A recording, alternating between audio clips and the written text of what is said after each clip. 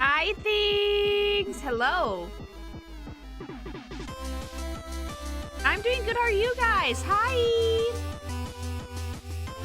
Happy Monday. We're back for another content-filled week up in this bitch. How you guys doing?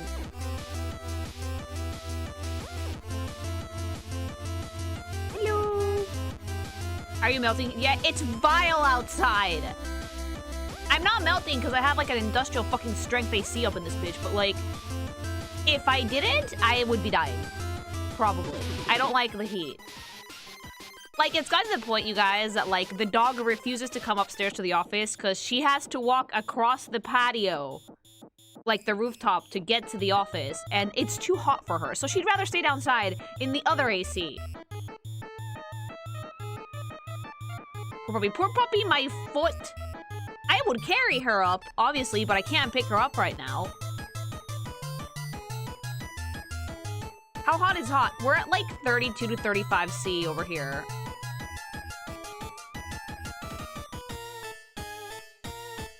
How hot is it over there? The island, we're at like 30 something. The mainland is closer to the 40s.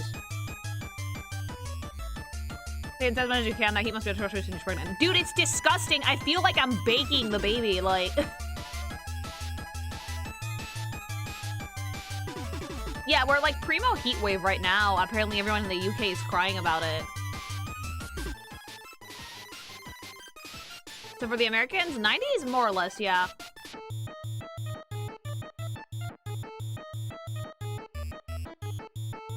The baby oven is a little now. I don't want to bake my baby.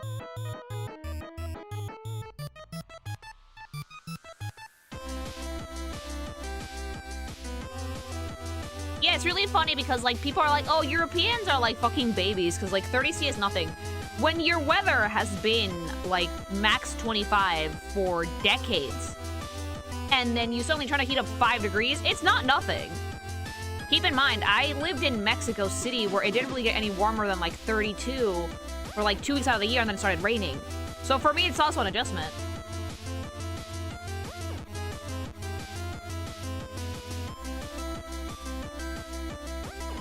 Yeah, and that's the thing. In Europe, ACs are not that common. In fact, new constructions now where I live have them. But old buildings? No. With old buildings, we have to, like, go in and actually, like, drill through wall and shit and put in the AC units. Because so many of them don't have them. Like, when I was a kid, and I used to come here every summer, I would stay at, like, my grandma's haunted apartment. You guys know the one. And the max we would get was, like, 30 degrees Celsius. And you could sleep at night with a fan, and then in the day, everybody would be hanging out in the living room because the living room had AC. But we could tank it. It was fine. It was uncomfortable, but it was fine. Now, if you don't have AC, you're gonna have a bad time. What do you mean drill through the wall? Because we don't have the vent systems that you guys have built in the States for air conditioning. We can't put in centralized AC without actually doing contractor work here.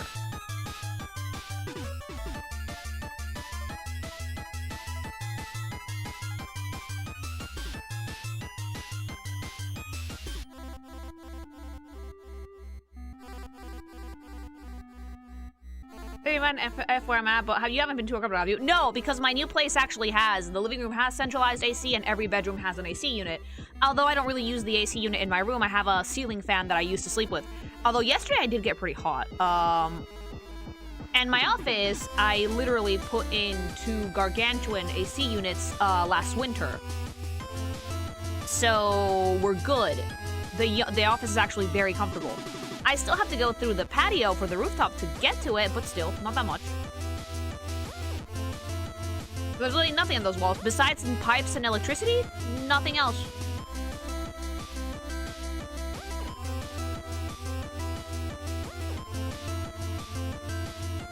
Yeah, most of Europe was built before venting was standard, and only just now are we having to put that stuff in.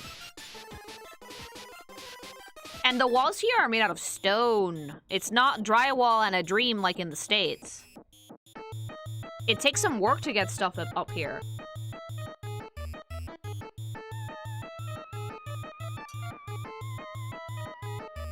Living in a brick oven.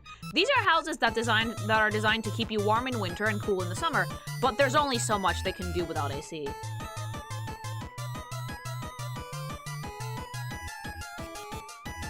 Maybe you don't have to give birth to an AC. Thankfully, I'm going to, you know, an actual hospital that has AC.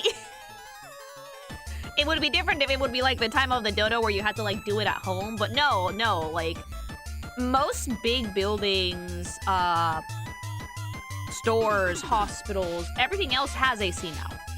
Because it's impossible not to, especially if there's a lot of people there. It's housing that still doesn't always have it. Yeah.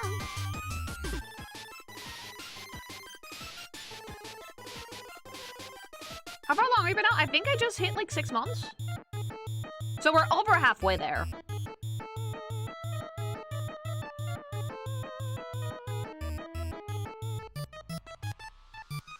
They want you to live at the office. I already live in my office. I spend most of my day up here.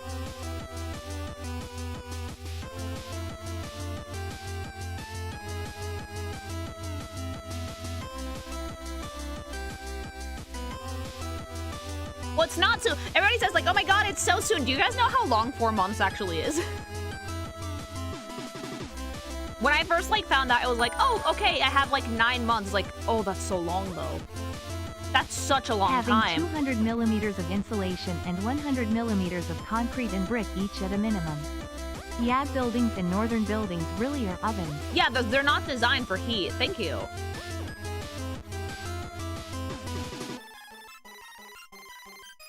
It goes by pretty fast. Yeah, sure, but it's still such a long time. It's insane.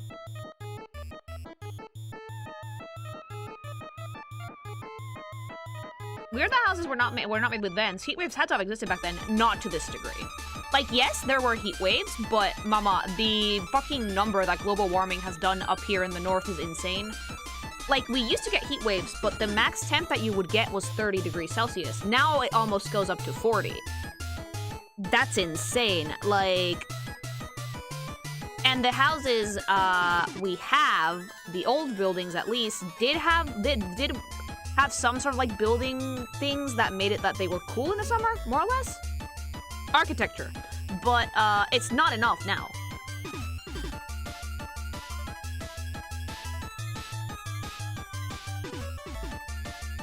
I would not call Spain up north. It's higher up north than Mexico. I'm calling it north.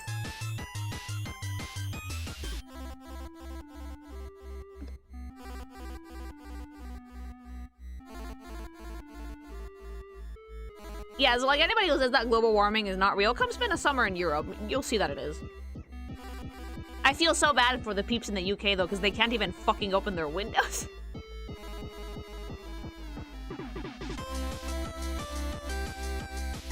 Madrid's at the same latitude as New York. It is up north.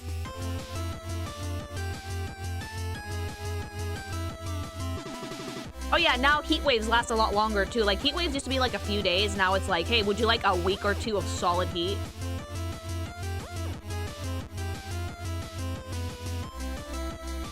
I've been in Mexico in June. It's freaking hot as hell. Depends on where you're at. In the city, it's not that bad. What's your theory on Persona 6? Oh, that they didn't meant to say anything except the leaks happened and they had to.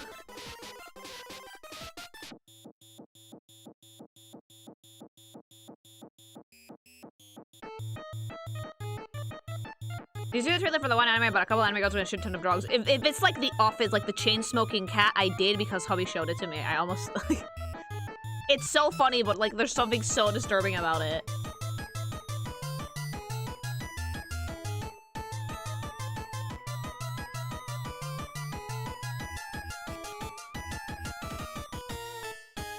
The village for Persona 6 will be leaking people's secrets. I do wonder what they're gonna do. Genuinely curious. Because, like, I wish they had the balls to make a male and female protag the same way that Fire Emblem does, but, like, I can't see Atlas doing that. Persona's like your haremsimulator.com.org. But it would be great if we could have both genders. That's, like, the only thing I would like.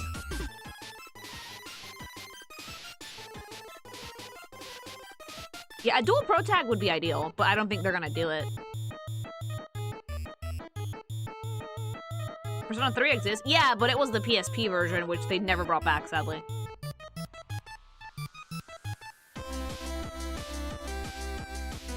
Monkey Spot Curls, you get Femc again, but another Ken romance. No!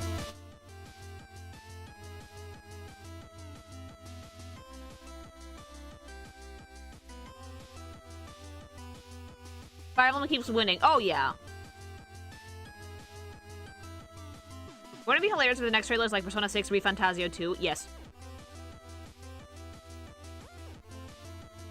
A college-age protag in Persona would be amazing, but they would never do it. Like, I know that Persona 2, I think, had adult protags, which is awesome, but I don't think they would do it.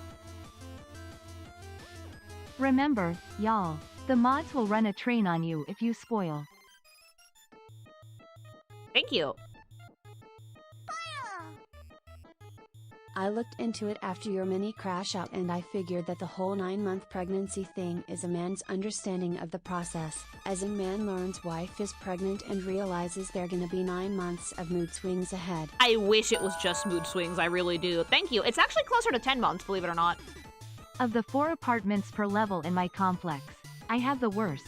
Cause all windows are facing towards where the sun is over the entire day. Oh, that sucks. Dude, that's like the same way that with my office in the summer. I get like straight sunlight into my face from like noon to 9 p.m. It sucks. Like we have curtains, thankfully, and we have a really, really beefy AC, but yeah. It's mainly the glare that I don't like.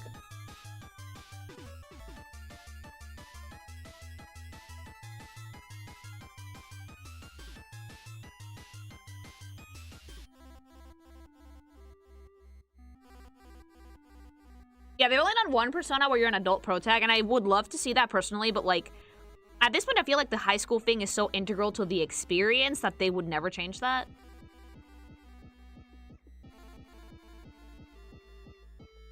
The machine price over 1K. Oh, is it? Did they finally announce it? Or is that a leak? Because I don't believe leaks ever, because I believe in whimsy. Why not make a university student? Because Japan... do you guys know what actually happens in a Japanese person's life that makes it that, like, high school is the best time of their lives?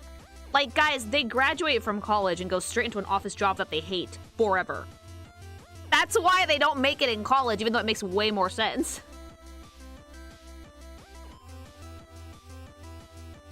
Japanese college is not like American college where it's mostly partying. It's you're studying your ass off for one fucking test, one job fair where your future is decided. And if you fail, there's like a 50-50 chance that you become a hikikomori. Like, it's bad, mama. Florida man is back from 2 horrible weeks in Mississippi. Seeing my favorite fighting series, King of Fighters, on the schedule actually cheered me up. Oh, good. I'm glad to hear it. Thanks so much for the super. It's either you become that salaryman that ends up drunk on the street at 2 a.m. or a hikikomori, and there's no in between. Then you're married to that job. Exactly. And if you're a woman, you're less likely to be fucking chosen because they assume, the companies assume that you're just gonna get married and pop out a kid and then never come back. So, like, yeah, Japan's work culture is hell. A new character was added to Love and Deep Space. We got a wolf man. Ooh, I'll check it out later. Thank you.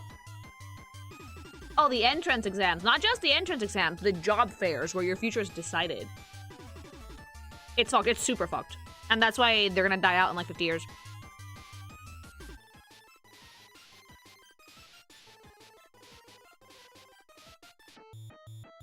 That whole like anime thing they have like in Blue Locks where it's like, oh, there's one test, and if you don't make it here, your whole life, it's like, no, my whole life is ruined. It's real.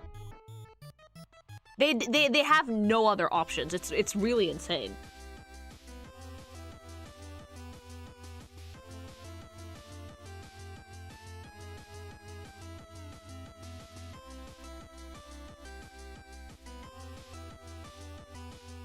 Yeah, even getting the job doesn't guarantee happiness because the work-life balance is absurd. There is no work-life balance. You're expected to always be in the office. Japan is very uptight. And it's so fucking funny because they're trying everything to get people to fuck right now, but they don't get that the core issue is actually the work culture. Or maybe they do get it, but, like, they can't change the labor laws because the companies are like, fuck no. Like, we all saw that pay stub from the animator, right? That makes, like, $4,000 a year.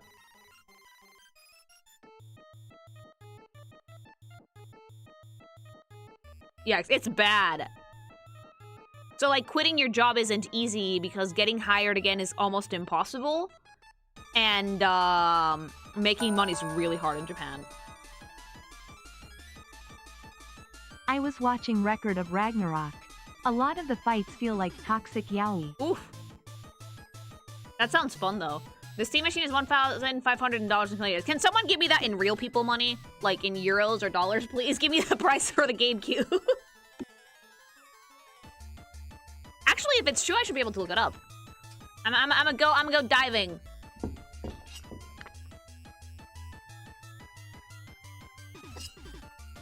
gonna dive. Steam machine is here. Your game's on the big screen. Oh, damn. Okay, it is over 1,000 euros.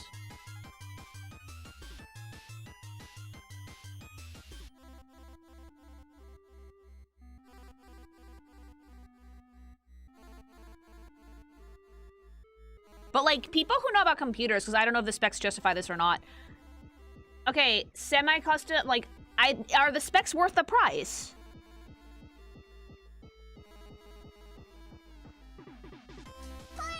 With the controller, it's Just 1,100. the constant overtime is that your boss holds you hostage for hours after work to go get absolutely hammered every night. Yeah, holy shit. Thank you. Because, like, I was thinking of buying one, but at this point, I might as well just build myself another computer. That way I can have a backup if something happens to my PC and just have it, like, good for gaming.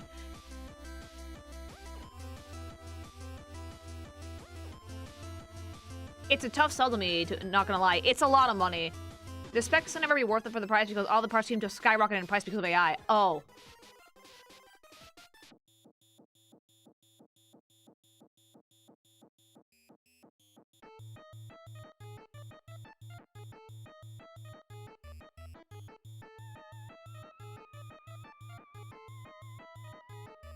Bye! That's too much, but I don't think they can do anything about it. Yeah, I think that that's the problem. Until the memory shortage thing gets sorted, it's gonna be pricey. Very, very, very pricey. Like, holy shit. I work for a Japanese company and there's a reason that all of the employees from Japan want to work in the US instead. As bad as it is here, at least they're not forced to work 70 hours a week, most of the time, and then go out Drinking with their bosses. Yeah, it's bad. Thank you. Also, you can't upgrade the Steam box, right? I don't think you can, no. You know, but I would rather invest in a PC as well. I think that that might be better than buying the GameCube. Steam machine isn't awful for the price, but that's with the caveat that PC part prices are completely hosed right now, so compared to 2 years ago, those prices are garbo. What was it like 2 years ago? Like, I would have expected this to come out with like 600, 800 at most 2 years ago.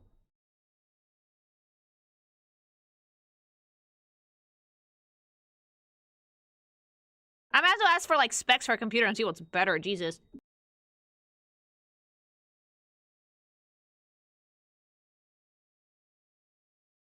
Okay, computer people in chat, if anybody knows this. If I were to go into like my local PC store right now and be like, build me a PC for 1,000 euros, would I get a better thing than the GameCube or worse? Like same price, but ask for an actual computer.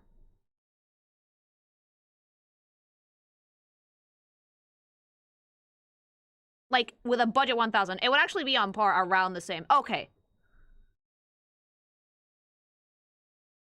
So it's basically because of the RAM shortages that all this shit's this expensive. About on par, give or take? You're better getting a gaming laptop or the Steam Cube. I would rather have the Cube, honestly. It's either a desktop PC, like a tower, or the Cube. Companies are having to negotiate part prices, I think. That's why Nintendo had to raise prices, fun fact. Like, in general.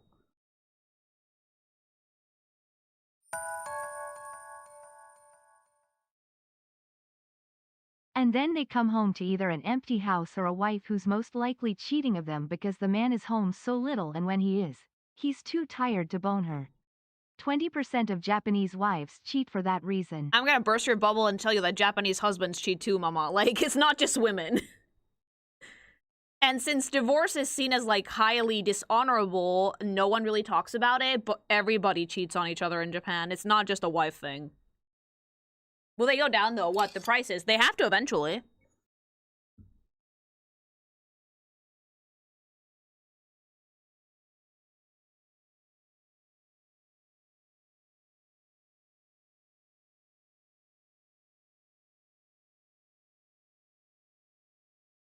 Yeah, in case anybody was wondering where all the NTR came from, there. The PS5 did not go down in price, it rose up. Oh, I mean the memory. Eventually Look, I found out why the AI bubble hasn't popped yet. The companies haven't gone public yet. I didn't know this. I thought they already did. As soon as, like, Anthropic or OpenAI go public, I guarantee you that bubble is going to burst. The prices are going to have to go down eventually.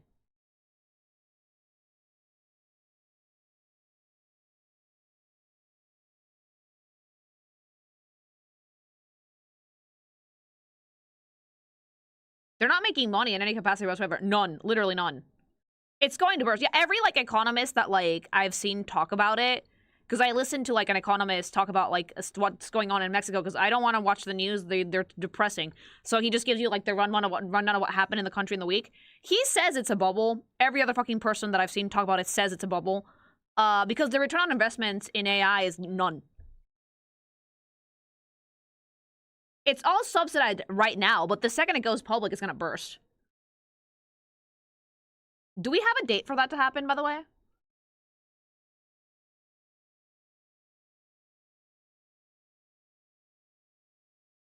If going public made it burst, because why has, as in SpaceX going public, made it burst? Because SpaceX isn't just running AI. SpaceX is not an AI company. SpaceX is a different thing. Also, these things also don't happen overnight. We're already seeing the signs that it's going to burst, but it's not going to happen in a day.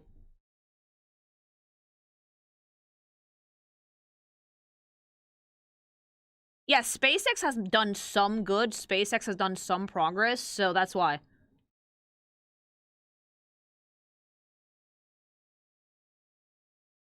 In spite of Elon? Yeah.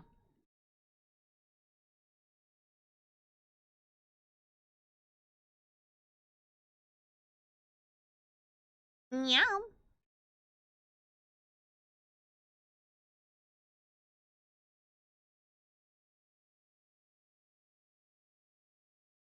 Yeah, like Starlink has made a profit, so...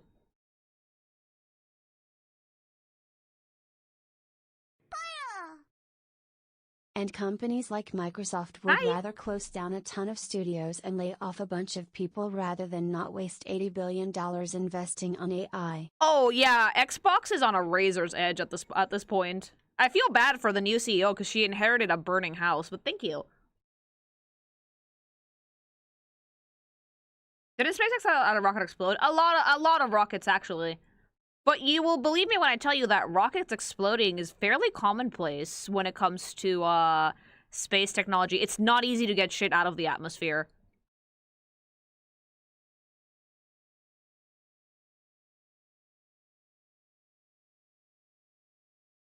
Is Nintendo the only stable game company still? No, they were having trouble this year, too. Not as much as, like, Xbox, for example, that's, like, about to go under, and, like, Ubisoft, but they didn't have a great year, either. She was in charge of AI stuff prior, so I'm not sympathetic. Yeah, but, like, devil's advocate. Someone was gonna have to make these hard decisions. And I think she's trying to do what she can to keep Xbox alive. Whether or not she used to work in AI had nothing to do with it. Can you actually hold a leadership position? That's what you need to know. Can you actually do your job? Like, can she save the company from going under? That's what you need to look out for. Nintendo stocks have been going down despite the movie on Switch 2's Ghost sales. Yeah, unfortunately. I do think, though, that the fact that they've been putting out more Switch 2 exclusives is really going to help. And I think that next year we're probably going to see some bomb.com stuff. So I have hope that they will recover. Hi. She's definitely doing a better job than last CEO. She was left a fucking sinking ship. She basically has to get rid of as much water as she can. And sadly, the only way to do it at the moment is to close down a bunch of studios. It's not an easy decision to make at all. And at the very least, she's giving some of them a chance to negotiate going private or, like, getting bought out by other studios. But yeah, it was going to happen eventually. It's that or Xbox gets shut down entirely.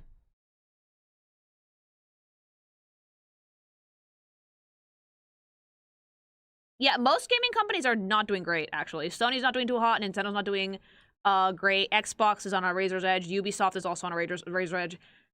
The problem, I think, if you ask my very humble pinking opinion, is we have to stop treating game creation or, like, game development like Hollywood. The reason why Nintendo does so well is because they work with, like, much smaller budgets from what little we know, because they don't really divulge a lot. And so even if a game sells 2 to 3 million copies, that's it, you made your money back. Sony and Xbox tend to make gigantic games that go, like, into the hundreds of millions of dollars. There's no way to make a profit back from that. Cyphers, thanks so much for... Oh, wait, I think so. The membership. 50 months of Necromorph, been loving this, so thank you. Are you... Hold on.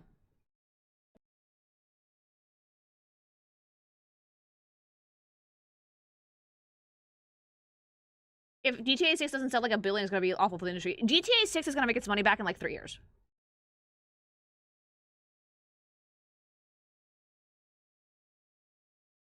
Yeah, they're wasting a lot of money on advertising. They're wasting a lot of money on celebrity talent. They're wasting a lot of money on a ton of stuff that's just not necessary, when in reality, making a game should not be that expensive. I mean, if anybody proved that, it was Sandfall Interactive with Expedition 33. And Nintendo tends to work with smaller budgets, too, which is the smart way to do things. Because that way, you can sell 2 to 3 million copies, and that's it, you made your money back. Yeah, GTA 6 is going to be in the red for ages, and then it'll make its money back, but it's going to take years.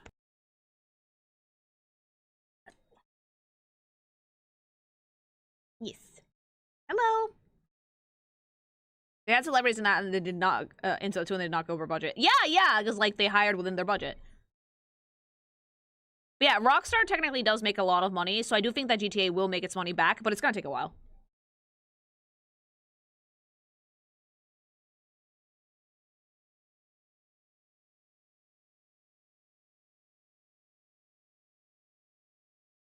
Yeah, they're gonna make their money back in, like, the microtransactions from, like, GTA Online. Exactly, exactly. It's gonna take a bit, but they will.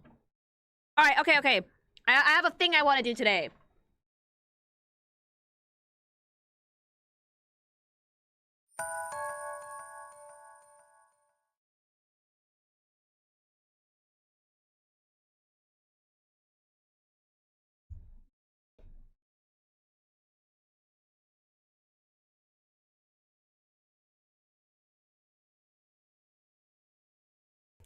Okay, so Lily Lore, if you guys don't know this about me, I am a big fan of content that basically takes shit from gaming franchises or TV shows and tries to recreate it in real life. I used to watch a YouTube channel called Man at Arms that used to make weapons from different games and TV shows, and I got a real kick out of it. And the other day, someone told me that a channel called No Bitrate built the coconut gun from Donkey Kong 64. And my little baby brain was like, ah! I adore this type of content. I really like seeing people build wacky shit and weapons from gaming that have no business existing. Like, this is pure cartoon logic. And I've always gotten such a huge kick out of it. And I actually want to see how the fuck they would build something this insane. So we're going to watch this video by No Bitrate, and we're going to see, did they build the coconut gun? Did they pull it off? Is it deadly? Is it anything at all like the one in the game? Because I've actually never played DK64. So I want to see what the stupid gun is about and how you can actually, you know, fire that shit IRL, and how many heads would you lose if this actually hit a person. So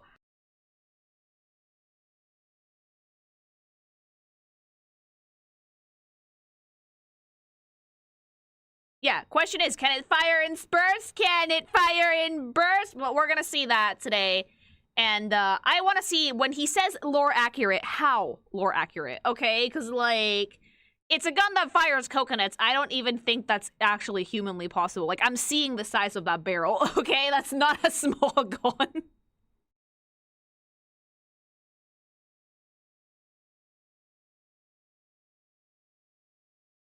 Yeah, that's a wooden cannon, not a gun. But let's see if he pulls it off.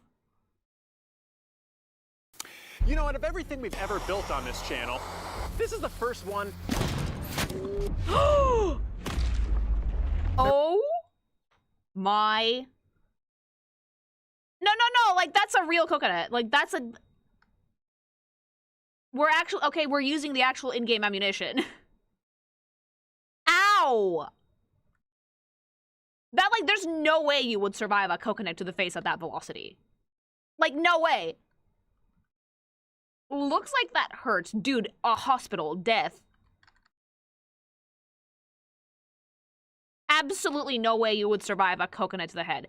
And that's fucking gigantic. Like, the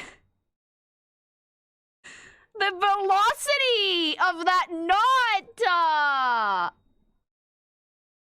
Holy shit. So I'm so excited to see the insane process of how they actually made this work, because I love it when we take cartoon logic and try to apply real physics to it to see if we can do it, to prove a point, or to spite somebody.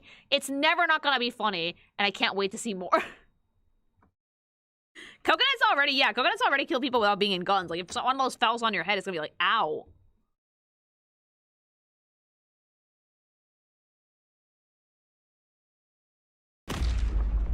That really concerns me. Yeah. Not because we may have made a mistake with a coconut, or calculated something wrong. That's not good. Or used the wrong materials.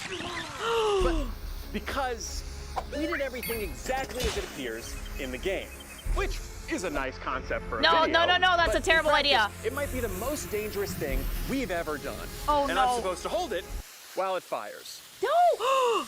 Eventually. For the first time, I'm not only thinking, hey, maybe we shouldn't have built... Okay, so that's what the fucking thing looks like in-game. It's basically a tree stump with a hole in it. Like, metaphor for DK's cock. Like, I'm not sure, chat. I'm not sure. Coconut shooter. Like, DK's, an ape. He's like a gorilla, basically, right? I don't know if you guys have ever seen a silverback gorilla or anything like that. They're pretty big. So, like, the gun is already going to have to be decently large. Also, most people, when they think of coconut, they don't think of, like, they think of, like, the green ones. That's actually the outer husk of the coconut.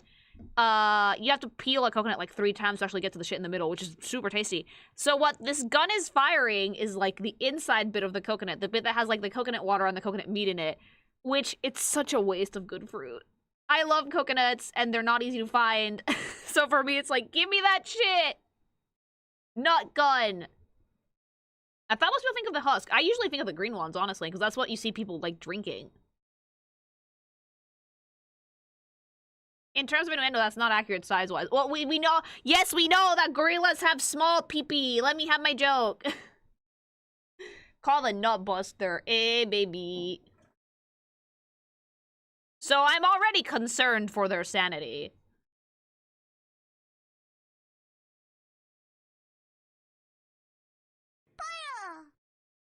Nintendo also doesn't usually utilize the absolute latest technologies, which tend to be more expensive, making their games more budget-friendly. Yeah, because they like to they just want to make a game. They don't want to make something like duber crazy. Thank you. Fun fact, beta version of the gun is easy to make. Oh, no. I still don't do it. Thank you. Let's leave this to the professionals of you. Wave. Yeah, it is. Actually, that's very easy to make. And in fact, you can actually go buy that. We can go buy this one. Fun fact, in the original pitch from Rare to Nintendo, they showed off DK holding an actual gun instead of the wooden coconut one. That probably didn't go over well, though. Miyamoto supposedly saw that and was horrified. I would have been too, honestly. Thank you. Keep in mind, gorillas like Donkey Kong can lift roughly 1,800 pounds, so he could easily lift that and hold it while it fires. Yeah, but not a normal scrawny YouTuber. Fun fact, a coconut's structural integrity makes it a good analog for human bone. Oh, well, there you go. Thank you.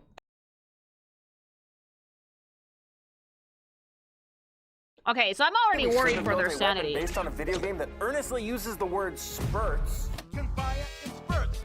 But also... The funniest thing, though, is that, like, in the game, the gun fires so slowly. Like, in the game, it's just like... And this guy is building, like, an industrial-strength coconut gun over here. Like, I don't know why you can't do something that fires at a slower speed. I know exactly why, because it wouldn't fire otherwise. But, like, in the game, it just goes thunk, and that's it. It just fucking lightly baps you over the head with a coconut, not this one, bitch.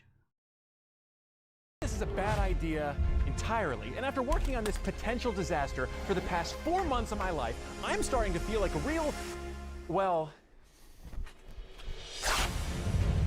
idiot. Okay, no bitrate. You get, like, bonus points for a seamless transition. That's a seamless fucking transition. 10 out of 10. Holy shit. Why? Why not? Why not? Why not? Because that's how we make content. Mama, the editing budget has to go somewhere, okay? And the transitions are it. Imagine just spreading your cheeks to have the next transition play in the video. 10 out of 10. I don't know whose idea that was, but that was great. Because what future me during this test doesn't know Idiot. is that in the pursuit to recreate an item from a 25-year-old video game that I was obsessed with, that Yeah. Nintendo didn't even really want in the game. Oh, yeah, no, Nintendo was like, what do you mean you're gonna give fucking DK a gun? No. No. Miyamoto probably had a stroke and said absolutely not. Like... We have either successfully made a really dangerous weapon or a giant wooden explosive. Dude, Also, run away! you know, maybe not. And the worst part of all is I didn't even feel like this was a choice. Oh my god. Oh. Dude, can I, like, ask how the fuck, like, how many times do you think a year that this guy ends up in the ER? Do you think they know him by name? Like, do they think that he just fucking, like, wheels in and the nurse is like, YouTube video, and he's like, yep. Like, I feel like this happens a few times a year. Like, yeah, what did you do this time? No bitrate. Like, Not a video Markiplier, but Markiplier, it's all like random bursts of bad luck. This is like intentionally putting yourself in like, how'd you get coconut shrapnel up your nose? I built that gun from DK64. Like, imagine explaining that to a medical professional. What? Yeah, what if he has a room, chat? Yeah, like, why are we back again, MacGyver? Yeah, it's the gun guy, yeah. This is also, like, it's either that or this is the type of man that just never gets injured. But then they trip and they break their arm somehow. Like, you're making hyper dangerous weapons and explosives. Nothing's wrong, but then you trip wrong and you trip over a step and your elbow's broken somehow. Like, yeah, it's that type of person. I didn't even feel like I had a choice. I felt like I had to do this to keep everyone happy. So, let's do that. This is actually the life of the content creator. Like I had to do this to make everyone happy. Also because I'm deathly curious and I want to see if we can fire a coconut. Here we go. Here we go. Please don't fucking DMCA for the music. I actually have the entirety of the DK rap in my iTunes. Yeah, I let a 25-year-old video game item dictate the past 4 to 6 months of my life. But that's Jesus Christ. fine. It's okay to be curious, but it's not okay to lie to you guys. The editing is fucking phenomenal. No, it's not. Like, I don't know if he does his own editing or if he has, like, an editor, but, like, it's very commonplace when you have, like, an editing team to have them objectively roast you when they actually put out the full video. So if they do it all for the bit, mama. 4 to 6 months. How the fuck did it take you that long to put together a coconut gun? Not to mention all the other content that they probably make. Oh. The legs! Okay, I need to ask chat, because I'm not familiar with no bitrates content. Are these one of those channels that put out, like, 1 video a year? And that's it? Or do they put out stuff more consistently? Because there's some YouTube... I fucking love the legs. There's some YouTube channels that will only put out a video, like, once a year, right? Oh, no, he is. Wait, he put out, like... Oh, he puts out, like, 2 videos a year. So this is definitely a hobby for this dude. Then it makes sense that it took like 6 months to make this fucking coconut gun, because yeah.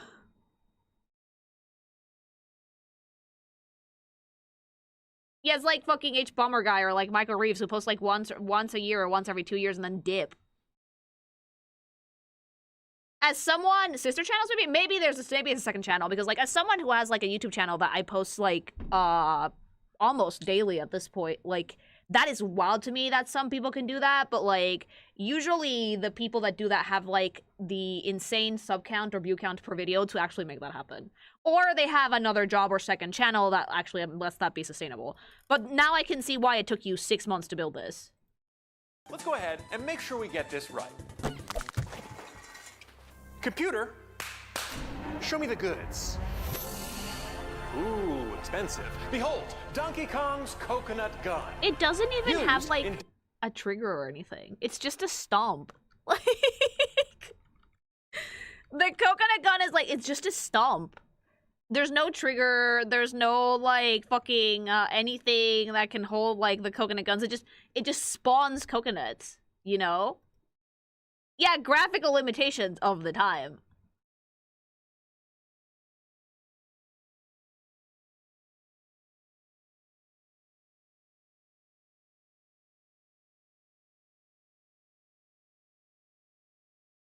Used in Donkey Kong 64, and that's it. No. Unlike Diddy Kong, he was never seen with his trusty firearm ever again in any game. Diddy Kong has a peanut gun. This one should have a gun. No! I argue that Bonanza would have been really funny though. Weirder based on how front and center it is in said DK Rap's lyrics. Yeah. Regardless, let's take a closer look. In the game, it appears to be A log. A log. A log with a fucking handle. That's it. God, you know, I'm rare DK. Rare DK. It's so creepy. I'm so sorry. Like Babe, I know that like you're a huge DK fan, and you no. Don't grab me by the neck, please. Like, I know that like you're a huge DK fan, but like he used to look so uncanny, like super unhinged. Holy shit. That's not a lovable, friendly monkey. He looks so weird. It's just a log with a hole. And a fucking branch sticking out of it. A log. But more specifically, it's a log with a grip that's as big as Donkey Kong's upper body. Yeah. Coconuts, and it fires them out at high speed. It's not even a high speed. Fucking tippy top tier editing over here. It's not even at high speed. It's not like thunk. Dude, the editors are doing the Lord's work here.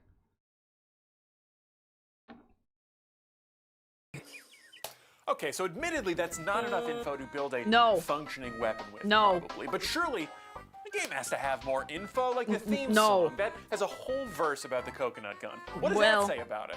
Here's the coconut gun. Can fire in spurts. If he shoots ya, it's gonna hurt. You're gonna die, basically. Yeah, that's not helpful either. So, log, big log, bazooka-shaped log, fires coconuts quickly. But how fast? Well, I'm not 100% sure what constitutes it hurts, but we'll have to get back to that. First, we have to make a big log. There's probably a better way of saying that. At its core, the coconut shooter is just a log with a coconut-sized hole in the middle. Yeah. But to find the right diameter log, we have to first find out how big a coconut Wait, you can buy a coconut like that in the States, dead ass. America. Why do you guys just have coconuts casually in the supermarket? Yeah? What do you mean, yeah? Why are you guys saying yes like it's the most normal thing on the universe? It's a seasonal fruit, isn't it?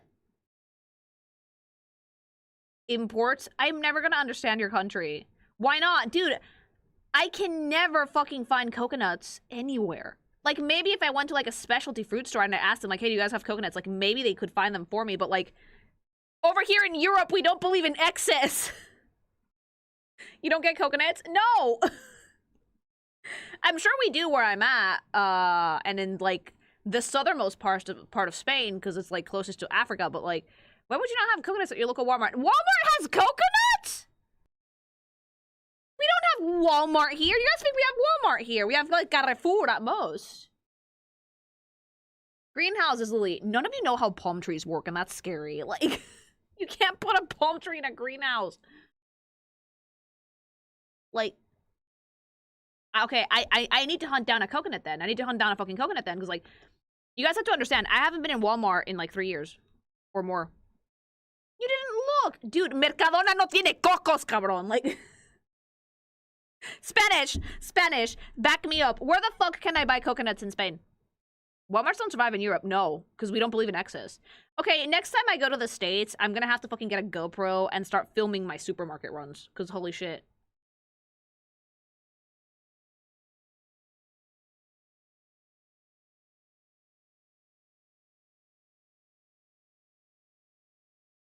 Coconuts are really bad to import on scale. Yeah, no shit. Plan for that. You can literally just... Where do you guys get so many fucking fruits and vegetables from? Dude, is Spain stupid? Like, is Spain stupid? Because, like, I have one variety of potatoes and, like, 3 varieties of onions and just some very basic fruits and veggies that we get here seasonally, and that's it. Clearly, I'm going to the wrong supermarket. Like, I have to fucking start going to Carrefour or something like that, but it's so far away. Like, what the fuck? You can just buy a coconut, dead ass? And I love coconut, mind you. I just would not know how to open it. Lily, a lot of those go to waste and are very pricey. I mean, yeah, that's probably why Europe doesn't do it. Europe does not believe in waste. Europe is, like, a very, like, no-waste country. Well, continent. So usually when things don't sell too well, they don't get put in supermarkets here because we don't like food waste. And they probably get charged for those too, so... You can get cherries out of season. What? Dude, I've almost threw my fucking 4 pounds of cherries, of which I will buy another fucking box tomorrow if I see them. But, like, what do you mean you can get cherries out of season? I can never find cherries out of season.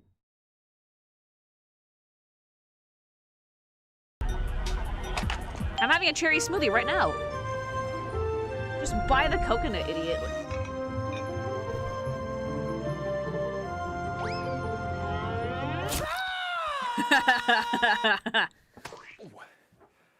So we have the size of a coconut. We just have to get a log that's at least this thick so the coconut fits. But there's one big question about that, which is, where do you get a log? Let me guess, America has a place. God damn. Option 1, a place that sells firewood. Unfortunately, all their logs are either tree-sized or have already been cut into firewood, which is like logs. I need to find one of those places here because I'm getting a fire pit. This guy stinks! The editing. Home Depot sells logs, but they're the wrong color and they only sell them online. So this is a green screen. Who the I'm not fuck would driving all the way buy? there. You could get logs. Wait. I have a question. Why does Home Depot sell logs? What the fuck for? Like, America, I grew up in the States and I never saw these things because my mom did all the grocery shopping, but like, why would you buy a log for building things? Why not just buy planks of wood to build cabins? You are not going to build a cabin with logs you get at Home Depot. Like, you can buy firewood chopped. Log houses, no one buy. How fucking capitalism? Like, how consumerist is your goddamn country that instead of going out in the woods and fucking felling trees yourself to build your fucking needy ass log cabin, you go to Home Depot? I mean, to be fair, hubby just told me that he doesn't think it's legal to fell trees randomly, but still.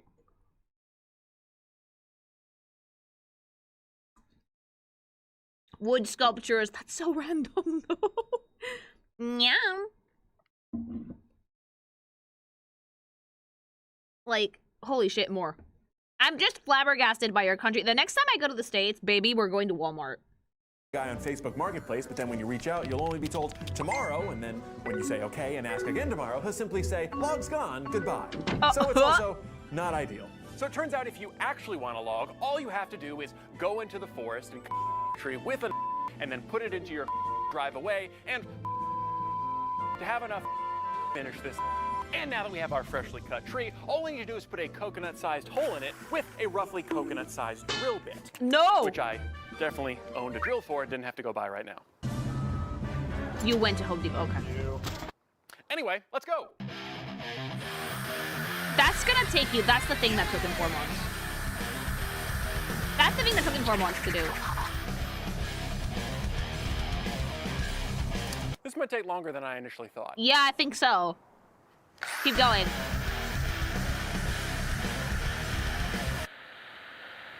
Now, we have our log, and it's about to fit a coconut, but we have to turn our attention to said coconut. Me. Okay, I have a question. Was the TV in the fucking video budget? Like, was the TV that you just annihilated in the budget for the video? And what justified that? Did he destroy a TV for a bit? Like, I hope for, like, your sake that was something that you were planning on shelving anyway. Like, tax write-off, that doesn't mean you don't spend money on it, though. A tax write-off basically means that it's not, you don't get charged taxes for it, but you still bought that TV. You still spent money for it. Like, you can call it a business expense. You still spend money. Oh, God, no one knows how money works. I'm so concerned. Something is a tax write-off. You still bought the thing, though. I think it's probably old. I have to assume it's old and you just fucking annihilated it for the bit. Like... Now we have our log, and it's about to fit a coconut. Oh. Again, the ER trips must be frequent, my guy. Like... But we have to turn our attention to said coconut's propulsion system to make sure that they hurt. Let's skip over the coconuts for a second, and instead... You give yourself bigger muscles, my guy. Or in other words, how fast are they supposed to fire? They don't fire fast at all in the To game. figure that out, let's turn to how fast they go in game. And unlike... To figure that out, let's turn to how fast they go in game. That's And not unlike... fast. That is not To fast. figure that out, let's turn to how fast they go in game. No. It's just so fucking slow.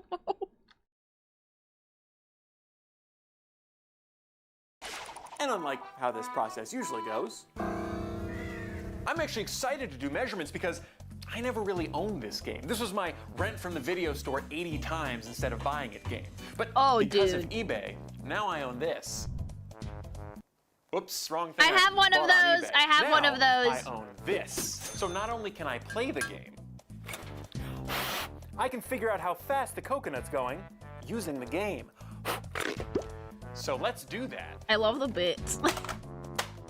Basically, all I had to do was go over to this cabin, talk to Joe Rogan, get the gun, then go over to this waterfall. Did you just call that Kong Joe Rogan? Did you just call that Kong Joe Rogan? I mean, it does look like him, but still. And record how long it takes. But speed is the distance over time. We don't know how long the distance is from the cliff to the water below. And I don't know if you can calculate that. Game ruler, we're gonna have to find the distance some other way. If only there was a guy in skateboarding type clothing who could teach me science. So today we're at your cliff jumping to show a simple trick that using a little high school physics and a stopwatch, you can judge the height of really tall objects. But like, oh my God, it's Rob Deerdeck. Basically, Rob explains that you calculate the height of something you're jumping off of, just jump straight off, time the fall, then square the amount of seconds dude bro and multiply it by science. 16. So I took Donkey Kong to the edge of the waterfall, jumped off, and got a time of. Then I plugged that into the Roberian theorem and got 21.9 feet for the height of the cliff. Okay. Then we just divide that height in feet by the amount of seconds it took the coconut to reach the bottom of the cliff to get roughly 17 feet per second, which converted into miles. That's not very fast, is it? 11 miles per hour is not that fast, is it? Like, I don't think that 11 miles an hour is fast. It's like, what? How fast do people run? Yeah, that's the speed of a shuffle. That's not fast at all. That's like, yeah, that's like a runner. That's like running and like leisurely running. Nefron shot at 60 feet per second. Yeah, so much faster than this. You can outrun 11 miles an hour. Yeah! That's like a jog, like a leisurely jog. Which sounds slow. In fact, it sounds way too slow. It is I do have a history of doing basic algebra really incredibly wrong in these videos. I double check, and that's what it comes out to in-game, which I guess is my fault for trusting a game to be realistic. When the final boss is defeated simply by getting turned on by a hot monkey wearing clothes, and then getting kicked in the butt by a rock. Is that actually real? Wait, did Candy Kong come out, fucking wiggle a little coconut, and have King K. Rool get distracted? Like, But that all means we're gonna have to use a different method to determine our coconut's speed. Well, that and Rob Deerdeck lied to us. Rob Deerdeck lied to us. Be gone! I love how you got him to fucking help you out with that bit. The projectile. Okay, so after an hour of drilling, we have our coconut-sized hole. Actually, every part of that was a lie. In reality, it took several days, multiple drill bits, multiple scary drops on the ground, and one fairly serious moment when the bit jumped out and cut my leg open. Dude, again, the ER trips must be frequent. He has a room. I have to assume that he has a room somewhere in the hospital. Because what do you mean he almost drill bits your actual nuts? He almost died. He almost drill bits his fucking nuts. So let's see that in slow motion. Dude, I could see his balls retract into his body. Like, I could see his balls retract into his body. Holy shit, I would have fucking had a stroke. I would have had a stroke. I would have had a fucking stroke. Holy shit, no, dude. That would have scared the tits out of me. And I don't even have a dick.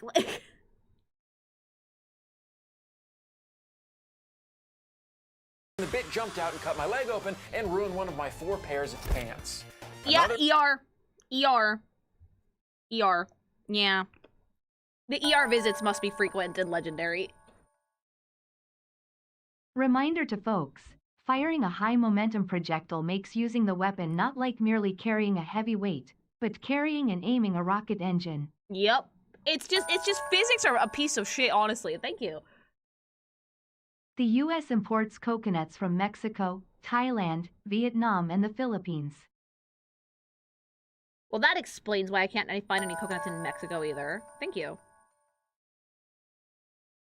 We've spent over a century installing dictators in the Caribbean and Central America specifically so we can get so you guys could get bananas at like a decent price. Thank you. They sell coconuts in Spain at El Campo. Do I have one of those? I'm gonna have to look it up. Thank you. Yeah, that looks close to a place where you don't want to cut. Just in time. I just got here from your video teaching us things about character visualization via showing fast finger popping guilty gear assholes. It was an entertaining time, and apparently YouTube really liked it. Thank you. That is not as fast as how far I dropped this game. Kidding. I never played it. It's okay, thank you. Carrefour, just go to Carrefour. It's far away. He almost hit the femoral artery. That is the equivalent of cutting the bottom of a paper cup full of water. That must have been scary. Like, replacing bloody pants. I like that his concern was pants and not his arteries. Tall toddler boutique for me. And as for size, when I went to go put our projectile in said finished hole, did not fit. Didn't fit. And then I tried another coconut, and it did fit, but way too well, allowing it to move in and out way too easily. And both are equally bad. Now, because of our brief time experimenting with ballistics, I've learned that anything...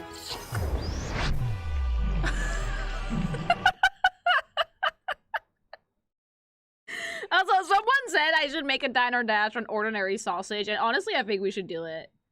Like, just diner dash the sausages, because I love those videos. Sausage! Can fire out of anything. It just has to fit perfectly. Now, a coconut's round, and our barrel is round. Three right? fucking sausages. Ow. Wrong. You may think a coconut's round, but it's actually pretty far from it. When it comes down to it, anything natural is never going to be a perfect sphere. Well, almost anything. So the best I could do is find the roundest coconuts on Earth. Or more specifically, the roundest coconuts on Earth that I don't have to drive more than a mile from my house for. Where? Enter. My guy, where do you live that you have like a fucking wasteland in your backyard? Coconut measuring column. Using the old Prusa XL, we printed a tube that's the exact diameter of our cannon's barrel. Ergo, it's an easy way to take our barrel to the store. So we can find the roundest, most... Oh yeah, you can't fucking coconuts. carry the log into the store, can you? I guess it's easier to 3D print a pipe. Nevada, that has to be Nevada. Out of the bunch, with the only side effect It could also be Texas, couldn't it? being looking a little suspicious at the grocery store. If you're buying them, you can do whatever you want to them first. How do you have so many coconuts? Holy shit. Okay, so we have our barrel, our projectiles, and now all we need to do is build our coconut shooter to exact game specs. So, without The further game doesn't ado, have specs, it's a fucking building time. log.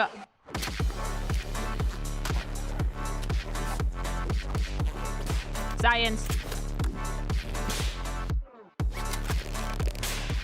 Dude, you almost cut your fucking femoral artery.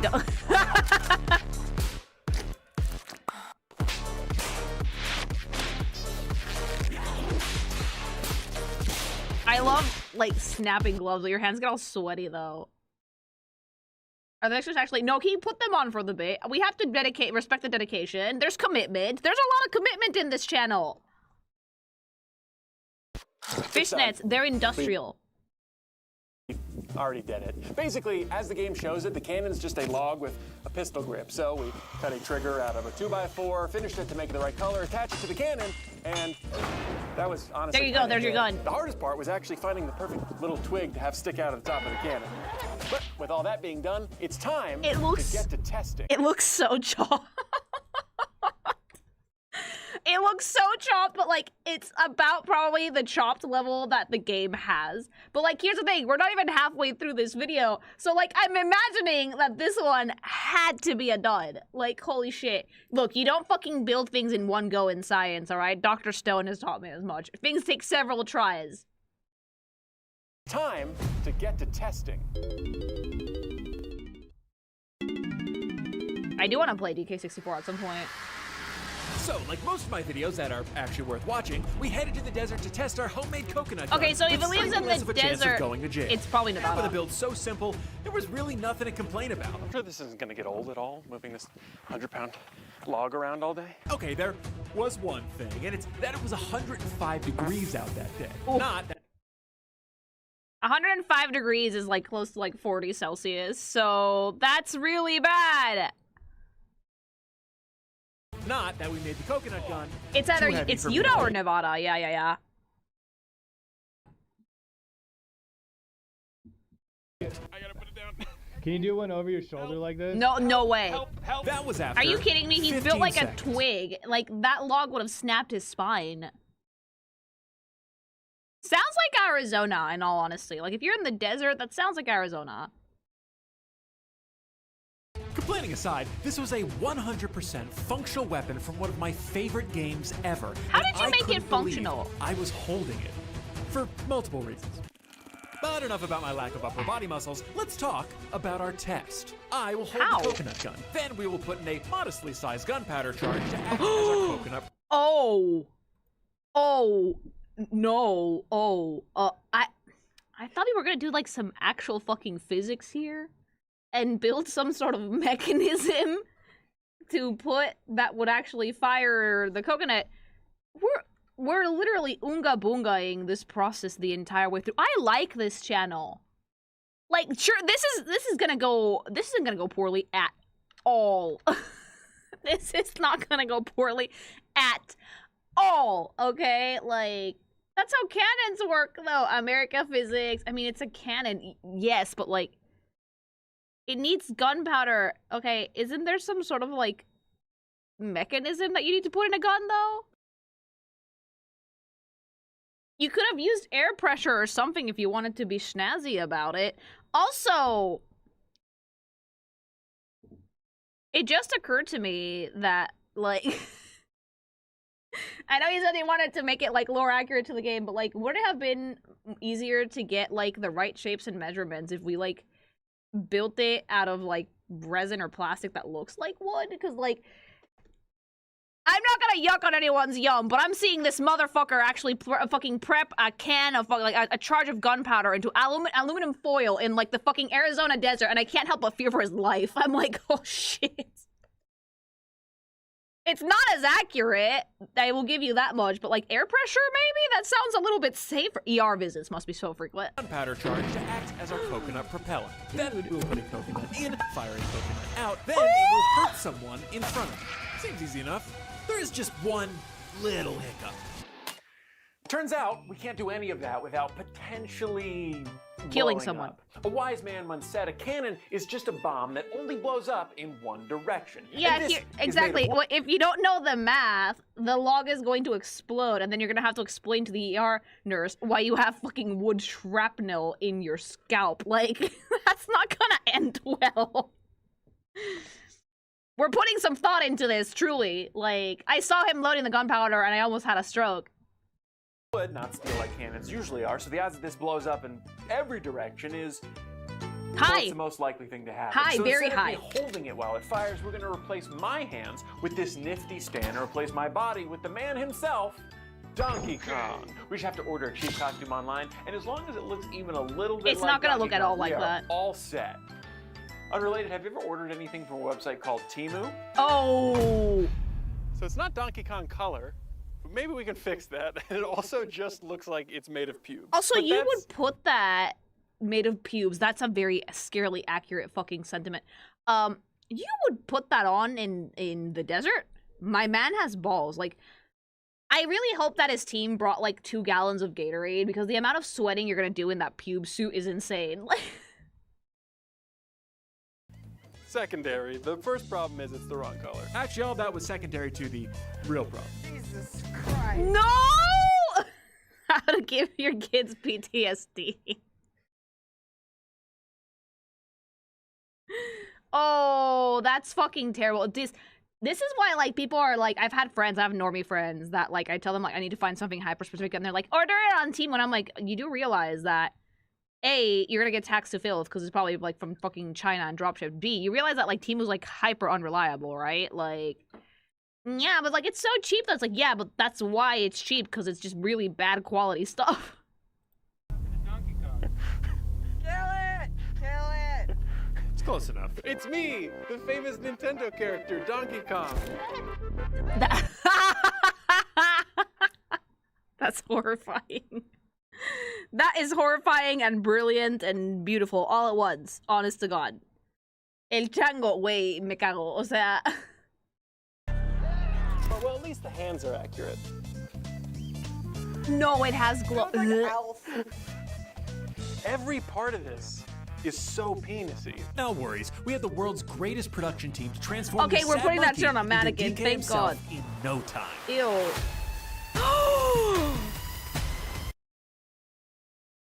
I love this channel because this is levels of scuff that I never expect to see in an actual, like, normally, it's so funny because, like, I used to watch Man at Arms, right? Their production value was so high, and everybody was, like, so fucking professional about it. They explained exactly how they made blades, like, oil quenched them, and, like, pounded the fucking metal, and shaped it, and, like, laser carved it out. It was, like, stupid professional. You're telling me that No Bitrate's team decided to solve this problem with a can of light brown spray paint? This is levels of scuff that I don't think I've ever fucking seen in a YouTube video about trying to recreate video game anything before, and you know what? I'm so here for it. Please make this normal. This is comedy. This is gold. This is like the funniest fucking shit I've ever seen. At least give him the tie. Where's the tie? Go get a red tie and like put DK on it. These guys are young, good. Like the comedy potential is gold.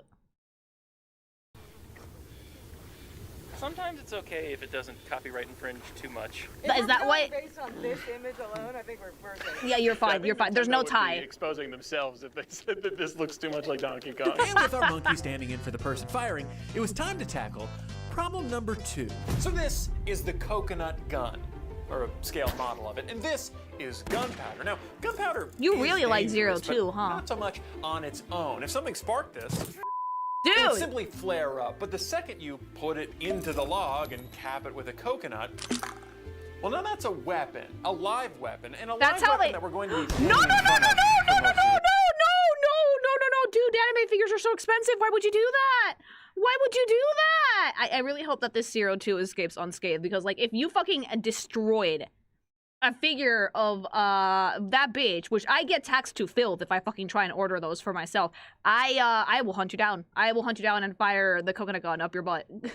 Don't you fucking dare. Yeah, and even worse, if there's some sort of spark from static electricity or maybe friction from jamming a coconut that doesn't quite It's fit gonna in, go and off. the gunpowder goes off with the coconut stuck inside, then it's a Decompression. of the Tube. variety. And not like a silly whoopsie, uh-oh, I made a mistake. Decompression. Like a sends foot-long splinters 100 yards in every direction type bomb. Oh god. Did that work? Now, naturally, I replaced gunpowder with candy sprinkles here, but you could see how it would be scary if that was Please real let it gunpowder. fire immediately. So basically, we've determined after going back and forth with a bunch of real engineers that this is really dangerous to be near when we're loading or firing because it may explode at any moment. So, I'm not going to be near it. And Joe's going to Did you literally make like a fucking like silicone mold of your face so that you could fire at it? Like doing all that. Any moment. So, I'm the not talent, going therefore I'm not gonna do it. to be near it. And Joe's going to be doing all that. It's really hot in here. Well, yeah, a little bit. Yes, really hot. But it's better than being dead. So we've determined this is the best thing to do. To be fair, this was his idea. The fact that it's hot and he's changed his mind is secondary. I don't want to wear this anymore. I want to go home. No. Joe will be a torso if he blows up because he's got nothing down here, nothing down here. I'm behind the plate. Exactly. Joe actually has something to keep him safe that we've never had before. A plate. Blast shield. A fucking blast shield. Equivalent. In reality, it's actually just a bunch of scrap metal we repurposed from that time I turned my car into a tank. Oh. Not to mention we have a Wait, we full did safe- that? Oh my god, no. No.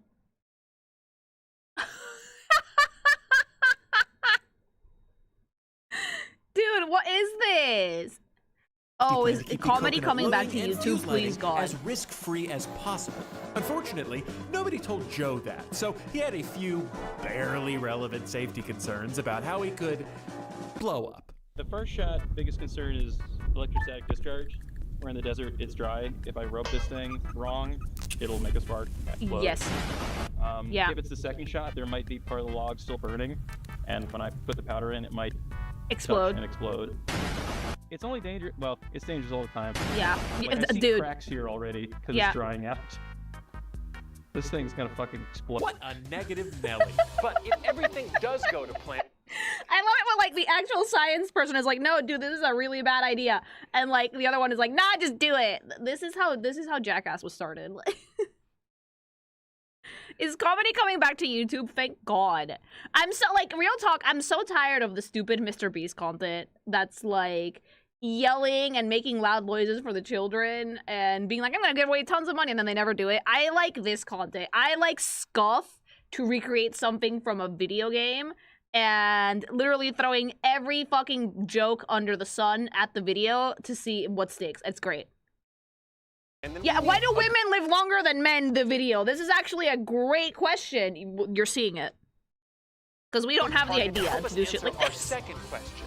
If it shoots you, is it gonna hurt? Well, And yeah, what better dude. target than me? Pretty cool, right? How did you get that? Yeah, so long story short, I got tired of paying some people in Georgia like $300 a pop for every ballistic gel head we use. So I thought we'd show them by doing it ourselves. Oh, no. First, we rented a 3D scanner camera and scanned my head. Oh, then we no. 3D printed the negative of my head on our Prusa XL. Oh, then that's we made a silicone mold of my face that makes both releasing the whole mold easier and also gives the details of my face. Oh, that's then terrible. We acquire some bones from a source that isn't important. Then we pour in some homemade ballistic gel and Voila! A custom ballistic gel head that only cost us a non-important fraction of That's what it would probably cost more online. expensive than the $300 one, but at least they can, like, reuse the mold or something. Would you have a mold of your face around the house? No!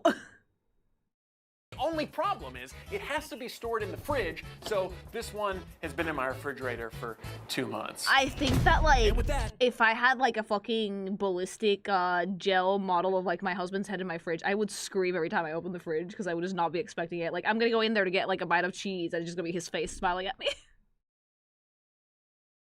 It was time to launch. We just needed to wet down our coconut, log, and, well, everything to ensure that we didn't get any errant sparks in the barrel. Then it You was time spray to weigh painted out that. the charge that's going to propel the coconut, and finally, it was actually time to fire this thing. Oh, Lord. You know, every time I've done this, this is the part where I walk up the hill and I go like, oh, this is so crazy, I'm so scared. I am, but I'm also just, what are we doing? Yeah, what are you doing? That's a great question, And this actually. time, I don't know. We should honestly be, I'm actually gonna be Joe for a sec. Joe's being me. Joe's doing a stupid thing. Joe's I need doing everyone, something like, very as low to stupid, the ground actually, as yeah. possible, and not, Am I in danger zone? yeah. I'm not gonna say I was doing a bad job managing my nerves, but I've had better moments. I can't afford a lawsuit. Actually, your family will get nothing. I have no assets. All right, maybe I wasn't helping. A little bit, Everyone feeling yeah. a spot. I'm gonna get this on camera. Everyone feeling a spot that legally they feel safe in?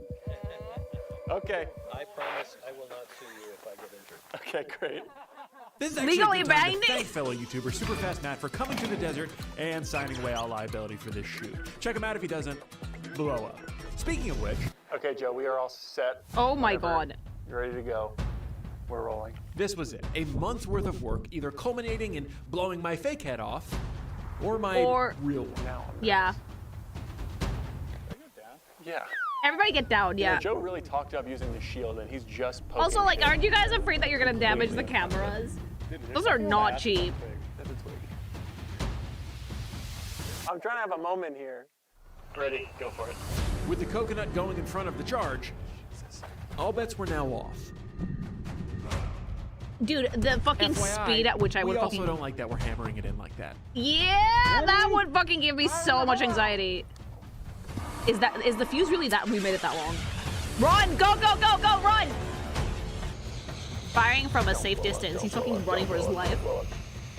He's fucking running for his life. Work, work, work.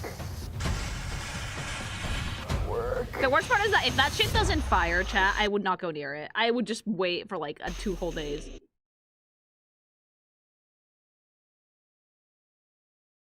You know what? We know what also is prone to blowing up in a good way though, because I had to do it.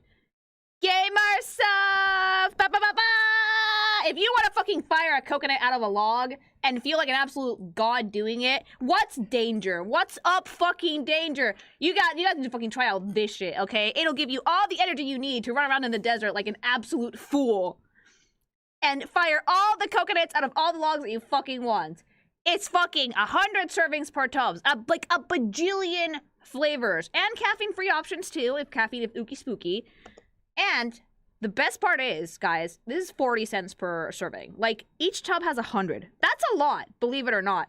And each, like, of their waifu cups holds, like, 3 servings of this. If you want to get hyper-caffeinated, have, like, one of those a day and then you're good. Some people do more. You probably shouldn't do that. But gsupps is, like, the absolute tits. I fucking swear by this shit. I love almost all of them. I have so many flavors already. So if you guys need recommendations, just ask me. And if you want to try it out, go to gamersupps.gg/kinkymation or use code kinkymation for 10% off your entire order. Back to blowing shit up. What if it doesn't fire? Like, oh! No, that fired spectacularly well. Is it gonna hurt? No shit, but what do you think? Like,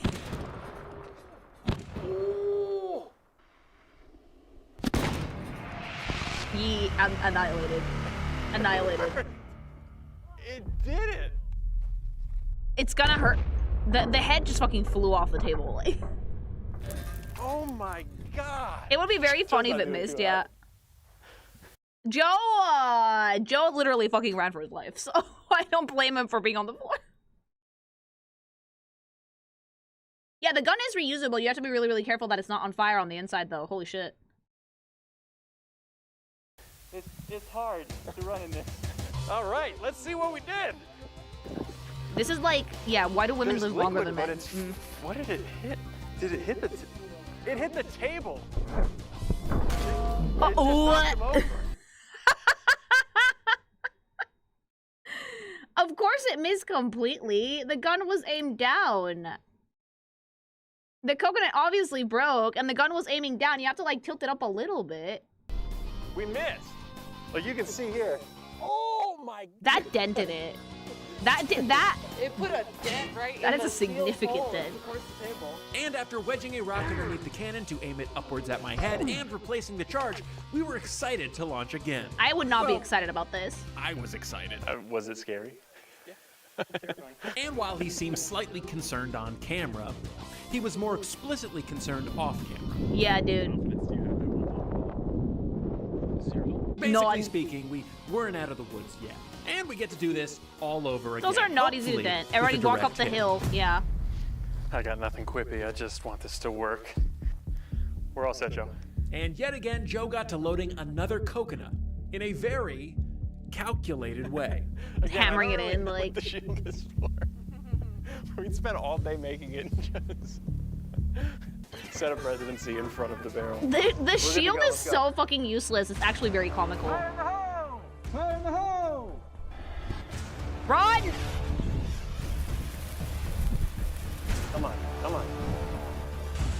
If it hits his Yeah, face I'll this save us time, I'll some be time. very express. We got Yeah. it. Annihilate! Oh my That's much faster than in the game. Was this kid Mythbusters? Yeah. The coconut didn't, like, but I'm explode still this time, intact. though. Got me right in the neck. Doesn't look like I hurt at all. The spine not so shattered, good. like... I mean, I have some coconut in my neck. You Oh, see, I mean, dead. it got to the bone. It'd be a big bruise. Yeah, okay, so More his than a big neck bruise, is I think you broken. could die. I'm now realizing when trying to put him back up. I mean, that Neck would hurt. snapped. That would That's hurt. not a big bruise. That's literally your neck is broken, my guy. Like, oh, it's just a big bruise. Your fucking neck would have snapped. You would have died immediately. You know what? That would hurt. And there you A have lot. it. A coconut gun would hurt. The end.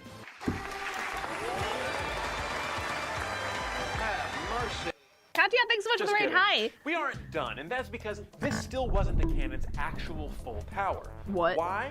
Coconut fit. Want to know how I know? What? The coconut? That doesn't seem right. It probably wasn't moving that fast. Exactly. The coconut wasn't moving at full speed because of our silly little fear of the coconut being too big and getting stuck in the barrel and blowing up.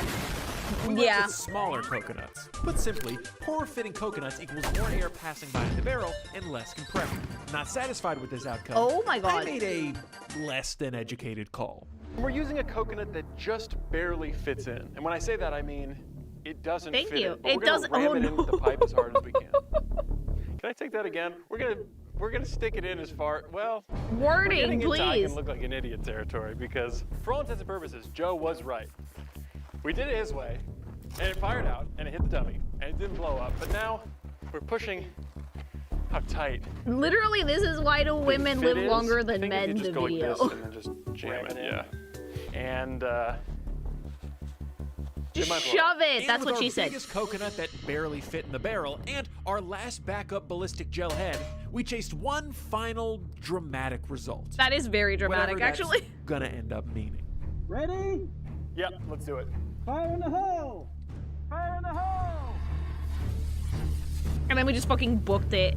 I feel so bad for poor Joe with like his helmet and like his vest and shit. Come on. You're so far away that I don't think it would do any damage. Oh. That was, the coconut exploded. Mr. President, we got him. That coconut Oh exploded. my God, that had some punch. Some punch, he says. You think? Oh, dead. Oh. I went to go move him out of the way and his head just came off. Well, yeah, you blew off his fucking vertebrae. What do you want? Oh. I mean, This is why they haven't brought it back since. You don't want that happening to you. Oh. Dude, we got Did the coconut actually? Oh, it did not explode. You know, The coconut did I'm not usually break. not affected by watching my own footage, but watching my face get its teeth knocked in is, admittedly, You say teeth hard knocked to in, I watch. say dead. Coconuts are hard, man. Yeah, that exploded and I didn't mean, break we at all. did it. It's not super practical, No, like as a weapon. I no. remember Donkey Kong wearing a helmet and big gloves. and It's body literally the armor. least practical does thing I've work. ever seen, but it works. Technically. I think there's some pretty obvious problems here. Sure, we made it exactly the way as it appears in the game. And sure, it was pretty cool looking, but it wasn't No. awesome at working like it worked in the game at all. Well, no. But that all pales in comparison to what I think is our biggest whiff of all, which is spurts. No. Even after extensive research, I'm not 100% sure what Can fire in spurts. even means, but I know for It sure means you that can a put coconut more takes than one 15 coconut minutes in to there, reset but and like run away from that's it. like Doesn't insane count cartoon as logic. Do not do spurts. that. But what if I think an air compressor would be better. instead of gunpowder, we use compressed air? That's a Instead better of idea. gunpowder, That's a better idea. we That's use- at the very least a way that you could fire multiple coconuts and not blow your own brains out. Like, used compressed air. That would drastically cut down on the probability of something exploding and liquefying me, and also allow us to quickly reset and fire one coconut after This is another, 3 hours aka worth of fire footage? in spurts. Basically, we make an air cannon that fits a coconut and then build a log around it. But before we go and build something completely custom, can't we just take an existing air cannon and stick a coconut in it? No. So I bought a handheld t-shirt cannon off of Craigslist. And it was a concerningly good deal. But I do have a sneaking suspicion it was broken.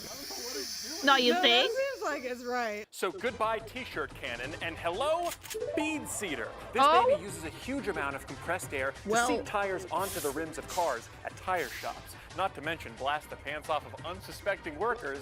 Your tax fucking documents must be insane. Like, I don't know what you use if you live in the States, but like, if you did it, like, your W-9 would be nuts. Like, what are you declaring for taxes?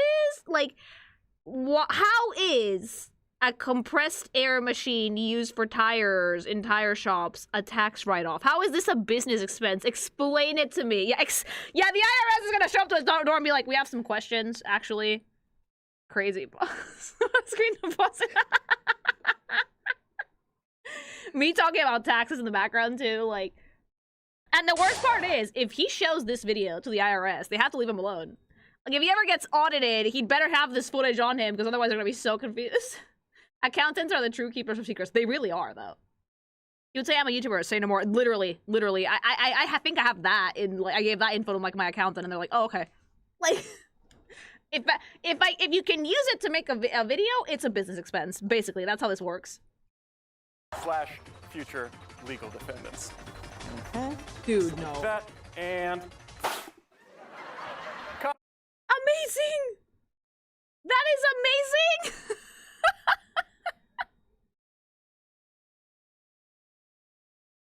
Darius Hayes is one simple trick. Yeah, say you're a YouTuber and prove that you're a YouTuber. I want one. The amount of people that would get pantsed if Spanish had one of those. comedy gold, which, while funny, has also led to people legitimately having their butts explode, so maybe skip that joke. Oh, Jesus Christ. Oh yeah, fun fact, if air goes into your fucking hootie hole, it will kill you. Rectal blowout, man valves explode after the compressor up his backside. Yeah, if any air like that, compressor like that goes up your fucking asshole, you will die. Or come close to death, so don't do that maybe. Like that joke. But needless to say, this baby moves air. All we needed to do was modify it to have a barrel that fits a coconut and move the trigger so we that could was press like it my outside. original thought. That was my original thought that like what they would do. I was actually very impressed, also concerned to see him actually doing it out of a log. Cannon. These don't usually have pistol grips. Then I have to make it look like a log, which I could use a real hollowed out log for, like we did the other cannon. Super or heavy. We could just 3D print everything. I And while would the build think that volume 3D of- print everything would be the best way to make this project, yes. Other people that were like, oh my god, no, Lily, that wouldn't work. Suck it. Suck it. Because, like, yeah, sure, we tried it the game's way. Highly impractical. Could have ended up in a lawsuit. Something blowing up. Now we're doing it with modern science. We're not cavemen. We have technology, okay? Why did he do this from the start? I think he wanted to prove a we had to point. cut the log into a bunch of less giant pieces. Then we assembled all the pieces together and slapped it over the bead cedar, completely hiding our scientific cop-out. That's so Add cool. a couple coats of paint and some painstaking brushwork and getting somebody else to do everything, and you have yourself a one-to-one recreation coconut gun. Now we need to make And sure that one you we're can actually hold without blowing yourself up. See, that looks a lot like what the one in game looks like, and you can actually use it without exploding something. Correct, and that nobody's going to be blown up using this. Well, we haven't done that yet. We were just going to fire it and see what happens. Yeah, we decided to skip those checks and just send it because this video's already taken half a year to make. I really funny that like not they gonna didn't be any fucking do a stick for like the actual part of holding the gun, like the grippy thing. It's still like a black holster thingy. So, I bought an air compressor for this. I didn't really realize it needed to be plugged into like pretty serious AC power. So, Plan B became Plan A. Dude, that is literally the most rookie mistake on the planet. When you're like... I've had this happen to me before, that's the worst part. When you're like buying something on Amazon, check how many parts it comes with and what it actually needs to work. Because if you don't, you're gonna order something that you can't fucking use. And that's just not it, mama. And that's like classic fucking scuff for like school projects when you're like in high school. That's like, oh, we can do this, we can just use this to make it, and then you get the this to make it, and the this to make it doesn't work because you didn't think it through all the way. Like, half of this is just pure unadulterated scuff in the best way. Just bring a generator to the desert with you. Can't you bring a generator to the desert with you? Yeah. But that would probably take longer, though, and be very expensive. Generators aren't cheap. Pumps, I will get up to the required 130 psi. Oh, that's gonna take him 10 years. And after 5 minutes of painstaking pumps, I was almost at 130 psi. Money. Give or take. Thankfully, I would cry. I did have the strength to persevere. Me. No. Give or take. And thanks to Brooklyn, I was able to set up the other important test piece. Me! Yeah. Again, although unlike the ballistic gel heads, this one is much, much more durable. And that's because it's made out of dragon skin. It's an insanely resilient yet squishy form Did of we silicone. have to Now, dye it personally, skin colored? Couldn't we just leave it transparent? Did we have to dye it like a gross ass like skin color? Like, you can buy that. You can, apparently this video is teaching me you can buy a lot of things in the US. If you have money, you can buy literally anything, chat. Literally anything. I know about it because it's what the Mythbusters made their test dummy buster out of. And Yeah. unbeknownst to me, it's also what's used to make a different type of buster that I rather not talk about. Which Yeah, I did wish you I know did that that's the same type of silicone that they use to make dildo? Yeah. It has to be durable. Like, you can't fucking use yee-ass silicone for, like, fake weens, mama. Hence why I asked, did we have to dye it that color? Like, did we have to dye it that color? earlier, before I chose to make everything this color. Yeah, Although looking at- again, we didn't fucking think it through at all. That's the normal color, Lily. Okay. I've been in a sex shop now. I can say that with my full chest. Most fake weens are not actually funky colors. They're actually this color. For some reason or another, we don't make fake weens in funny colors. We make them in, like, actual skin colors. The ones that have funky colors are the ones that have, vibrating attachments. So... Did we have to make it the grossest fucking silicone color known to man? Boring. Bad Dragon has funky colors, but Bad Dragon is Bad Dragon. Explain that one to the tax guy, YouTuber. Look, the tax guy is, the IRS is gonna be like, were you running like a sex toy business? No, just his face.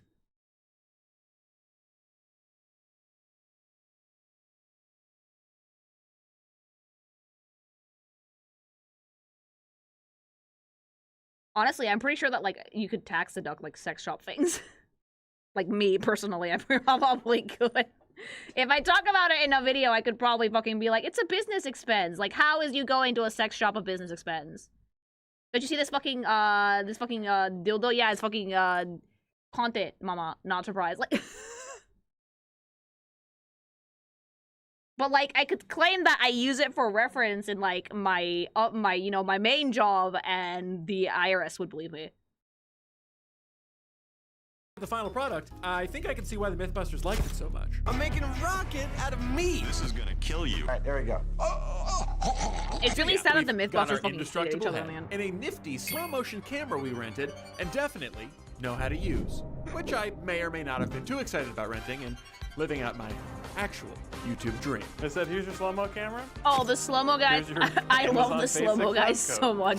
IP stealing aside, everything was going pretty... Well, I'm just kidding. I immediately messed up loading it. Did I do this wrong? Yes. Probably would have been a good idea to put the coconut in before charging it, right? Dude! Yeah, there's one thing to learn.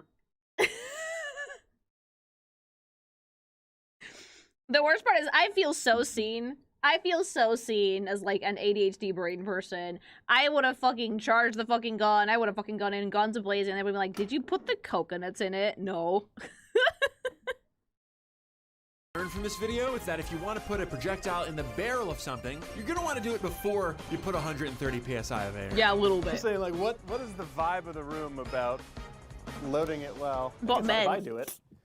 What am I gonna do, sue myself? Look at that. I'm the safety marshal and the lawyer all in one. Perfect. All right, maybe don't stick your hand in the...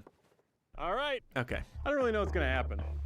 Like, This one seems a lot safer than non-zero, the other one, that's for sure. but it'll certainly have less energy. Okay, safety speech over. Let's see what this thing can do. He's gonna destroy his shoulder. Clavicle broken, like... 2, 1. Oh! Okay. The silicone might be more durable, but we can all agree that that would still snap your neck, right? Like, we can all agree that that would still annihilate you, yes? That was not a smack. That was, like, an industrial level thwop. That is so fucking fast. That would absolutely kill you. That would absolutely kill you. Obviously, this is made with the material that's made for, like, fucking industrial strength dildos, so it didn't break. Just fucking boinged on back. But still. Oh my.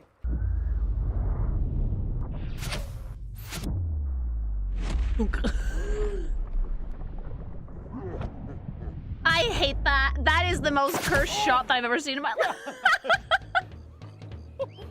That actually broke the coconut. Oh my god. Your poor shoulder blade, Well, that dude. did it. Dude. It just... it left a big skid mark on my face. Well, yeah. Oh. And that annihilated that poor coconut too. Face went really outy and then it went really in. I feel way worse about loading it while it was pressurized. If that went off, it would have taken my hand off.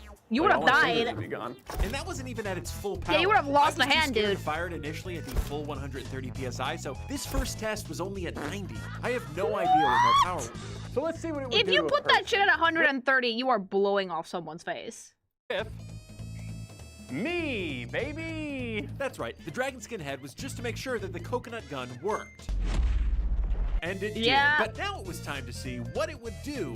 It if wasn't hit at a max, human. no. It was time to load the ballistic gel head on our very scientific IKEA end table. Attach a few name tags of some of the subscribers on our Patreon, pump up our cannon to a slightly higher 100 PSI this time. Another and person safely that would load help in you, our- yeah. God damn it, I'm doing the exact same thing. And with the coconut and the gun, it was time to see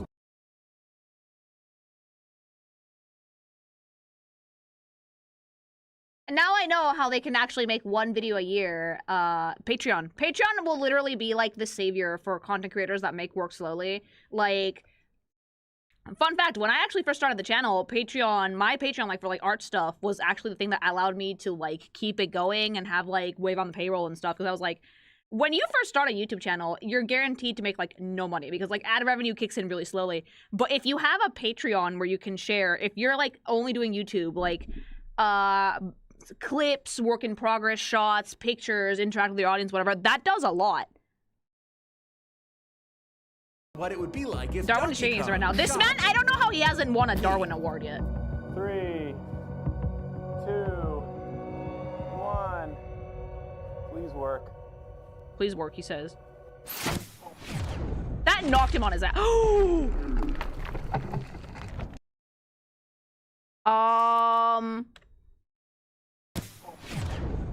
Teeth knocked in. Dude, the skull fracture. Yeah, it's not like we need teeth anyway. It's not like we need teeth anyway. All right, it turns out this joke I made 10 minutes ago Like, bounce back is non-zero, but it will certainly have less energy. was based in reality. And in even worse news, we didn't even get great footage of him getting hit. But enough about other people's pain. Let's look at my At the face. damage. That was not the intended effect. Although it would be really bad if it hit you in the mouth. Yeah, dude, a it's little crazy bit. how it just flew back at you. But you know what? In the slow-mo, it didn't look like it was going that fast, Joe. So you really made a big stink about nothing. Yeah, what's that going? You 1 made a mile big an stink hour? about nothing. All of his That's teeth are nothing. broken. And with a similar result to the actual log coconut gun, narrowly avoiding a lawsuit, and the teeth punched in on my head, it was about time we packed it in, and I'm pumping the gun back up. Okay, guess we're doing 130. this again. Just cut to the good How part. many silicone After heads have you another made 10 at this full point, minutes of dude? unfortunately framed pumping, we successfully maxed out the coconut gun at 130 PSI. But this time, I wanted to make one change. All right, so this is me not leaving anything up to chance. I'm gonna use paper towel kind of as like a sabot. A sabot is something that you put around a projectile in a barrel. Oh no. That kind of takes up all the empty space so that there's a better seal Oh, between no. whatever's pushing the air out and the projectile. Oh. Because my fear is that like we're losing air around the coconut, so I'm just gonna jam some stuff in there. Oh no, no. And hopefully that, you know. And after jamming in the biggest coconut I had that still fit in the barrel, Ready? it was our last shot with our last head. This is everything we got. All right, 3, 2, 1. Oh boy. Yeah, I'm not gonna lie to you. I was not expecting this.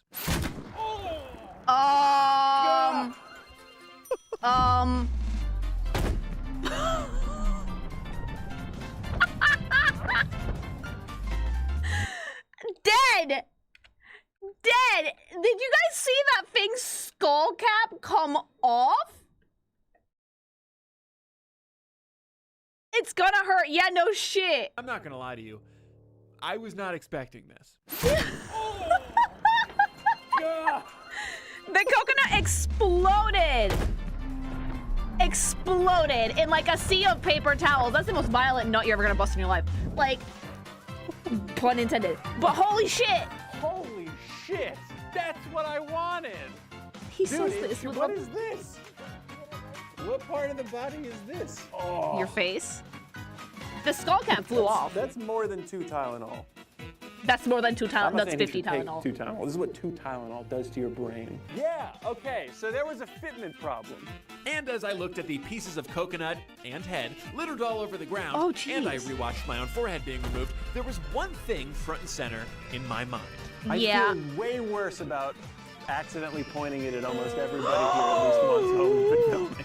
That's actually probably my bad. There's coconut in there.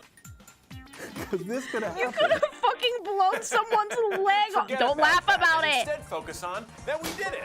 A real coconut gun. Now, I will be honest, we did fire other stuff out of it just to No. see the footage on an expensive super slow motion camera. You're but- not firing sausages 30 out of. hot dogs into this barrel. But as you can see from the footage, it was a tangent, to say the very least. So if you want to watch Face that, full we of put it weed. over on Patreon. Again, all for free like we always do. Unless you do want to throw some financial support our way, I'm not going to stop you. Just type this into the search bar and you'll find I would it. sub to his Unbelievable video. And if Patreon that so I didn't could convince see you, him fire the next 30 fucking. seconds, Mike. So I can see him Or firing you fucking can hot click dogs away out of the fucking whatever coconut gun. Mark Rober videos on down there. But I will warn you, I drove a car off a cliff for almost no reason, unless you ask the tax man. So really think if Unless, you want to watch. okay, so he whatever some of knows those that this shit is a business expense. He knows that this shit is a business If you expense. want to watch the car go off the cliff. Also, another thank you to Superfast Matt. He saved like 2 different things by showing up, so go check out his channel. And now, fixing one last problem. If you're an eagle-eyed viewer, you probably realized that I said I was going to put a name tag of all my patrons on something that's going to be destroyed in this video. Oh, But Jesus. I missed a few names. Now, I'm a man of my word, so allow me to fix that right now. Listen, what kind of guy would I be if I didn't do this? You put how Probably many name tags a on the good car? businessman. Hey, did you notice this video has no sponsor? Yeah. I sure did. Why did we drive a car off a cliff?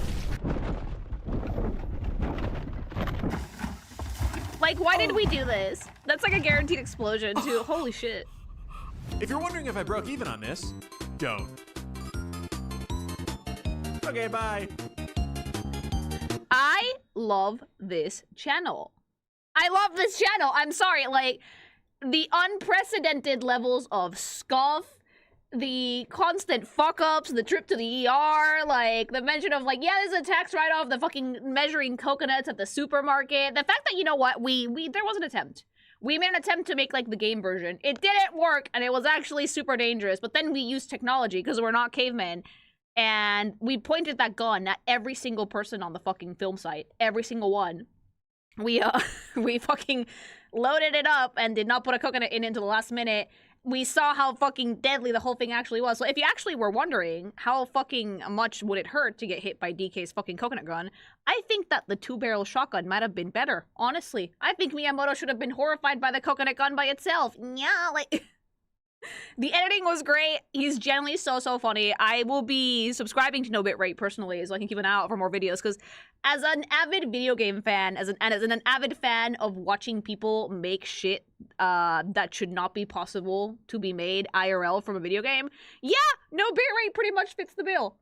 But, like, I want to know, would you guys watch more of these videos with me? Like, comment, subscribe. Go check out No Bitrate if you haven't already. Go watch this entire video. And also, like, I would consider his Patreon. Speaking of which, by the way, I actually have brand new stuff on mine. Chapter 3 of Guardian Nicola is actually coming out this week. It might have a few more pages. Here's the cover. I'm actually going to post it in the YouTube channel later, because I posted the schedule today. But we got fucking some good enemies to lovers shit, fun story things happening, and spicy bits, obviously. If you guys want to go check it out, go to patreon.com/Kikimation. And remember, don't go in there if you're under 18, because, like... It's no, bad stuff, bad ween, bad titty, okay? Don't do it. Fucking disclaimer done. Also, remember, go get that energy to fire that coconut gun in spurts by going to gamersubs.gg/Kikimation and using code Kikimation to get 10% off your entire order. And that was the lore-accurate coconut gun. My word, dude, you could have died like 50 times in that video. 50 times in that video, mama. I'm impressed, but also horrified.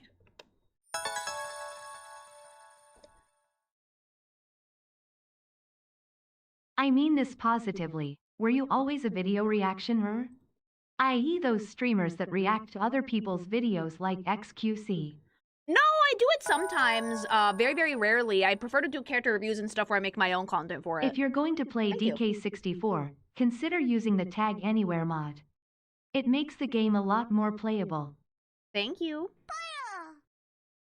Judging by the plant life, he at the border of California and Arizona probably.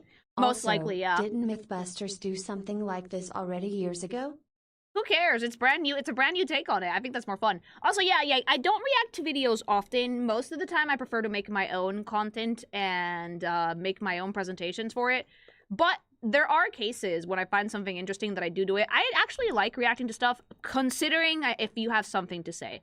I think that it's completely fine to make react content if you are actually giving an opinion. Just nodding along at it, yeah, that's not going to do much. I like adding to the experience. You have to make it transformative. But for the most part, I do my own stuff. I make my own presentations. I am glad we are back to the Mythbusters era of I'm YouTube. so glad that YouTube's coming back with, like, comedy, mama. Thank you.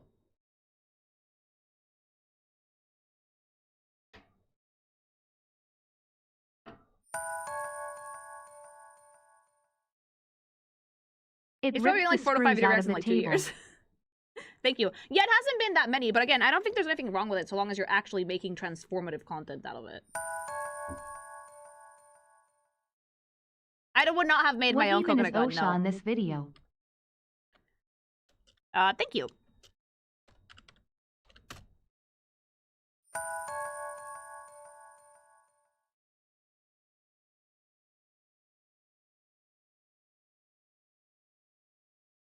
Yeah, I only watch React if the person has something to say, otherwise just waste my time. Same here, I don't really watch React content unless they have, like, something to say. Hard disagree. Game is designed around the barrels. Oh, the DK64 one? Yeah. I mean, could be. I actually have to play that one. Thank you. I'm be right back. I'm gonna leave husband in charge. Zen, thanks so much for the bits. Thank you.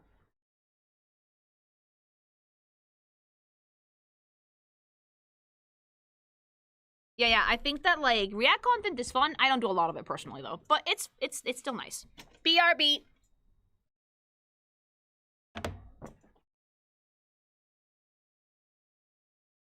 Wow. Wow. Hello, chat. Hello. All I got from that video was, I want to play DK64 again.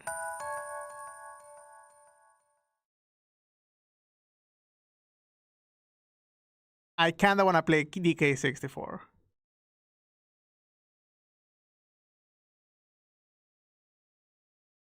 This is a takeover. Oh yeah, it's on NSO. It's on NSO. Right.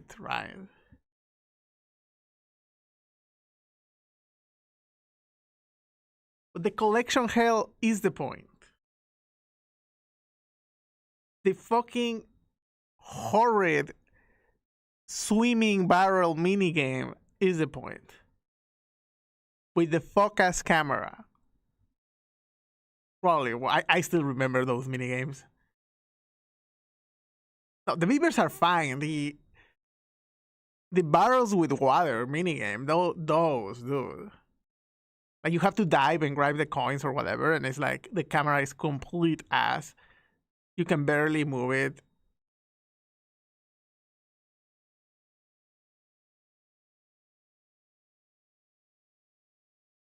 No rewinding.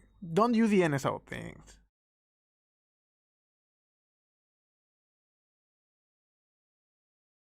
Oh yeah, the Steam machine is 1K, but apparently it's because it will take you about 1K to build it.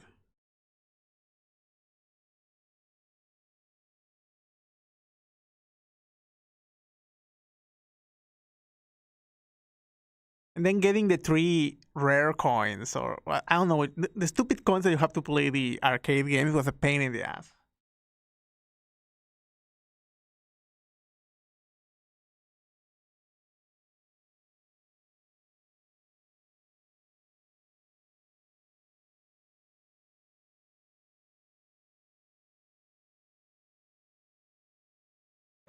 Yeah, the game was kinda shit, but it was fun.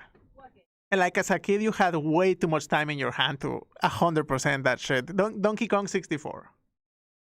One with the gun. Yeah, the one with the gun. Everyone has a gun. Well, I think Tiny Kong had a crossbow, but whatever. Why did you give the child a crossbow? I mean, they have to give them something. Like someone has like a blow dart. I think Lanky. So weird. What? Mom is back. Mommy's back. Lanky had a blowpipe. A blowpipe.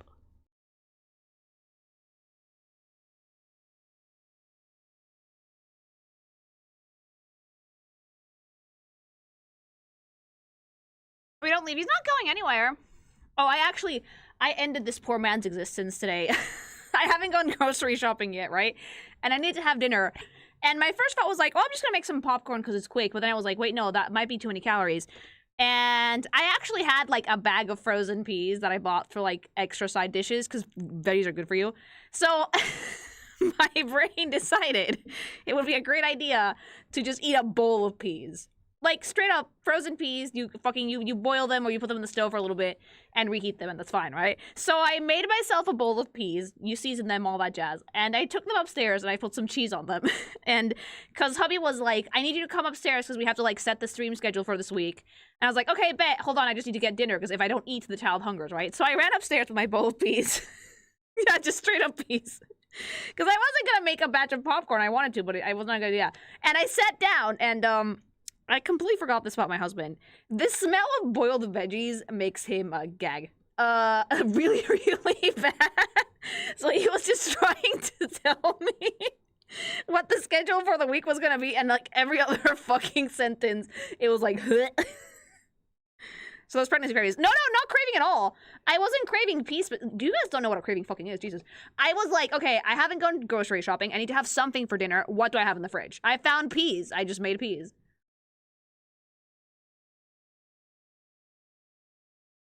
It's not a craving. I didn't want peas. They happened to be there, and it was like a good fucking source of fucking energy, mama. Craving means you want to eat something so desperately that you need to go out and get it right now. I haven't had a single one of those. And believe it or not, I would have done this even if I wasn't pregnant. I would have been like, oh, I don't want to make popcorn. What do I have in the fridge? Peas. But the problem is, right, my husband doesn't like peas in particular, but the smell of any boiling vegetable kind of sets him off. So for about 10-15 minutes while I ate my peas, he was gagging, and I was like, oh wow, I had a thought to myself, this is what he felt like this is what I felt like in those first like 3 months.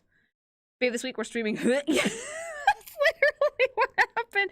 And I was trying not to lose my shit, right? Because like I'm a good wife, I'm supportive. But like I started laughing. I had like a mouthful of peas. I started laughing because I was like, I did not know that like what seasoning. I put salt and pepper and garlic powder on them. They weren't just plain old peas, okay? Like, girl streamer dinner.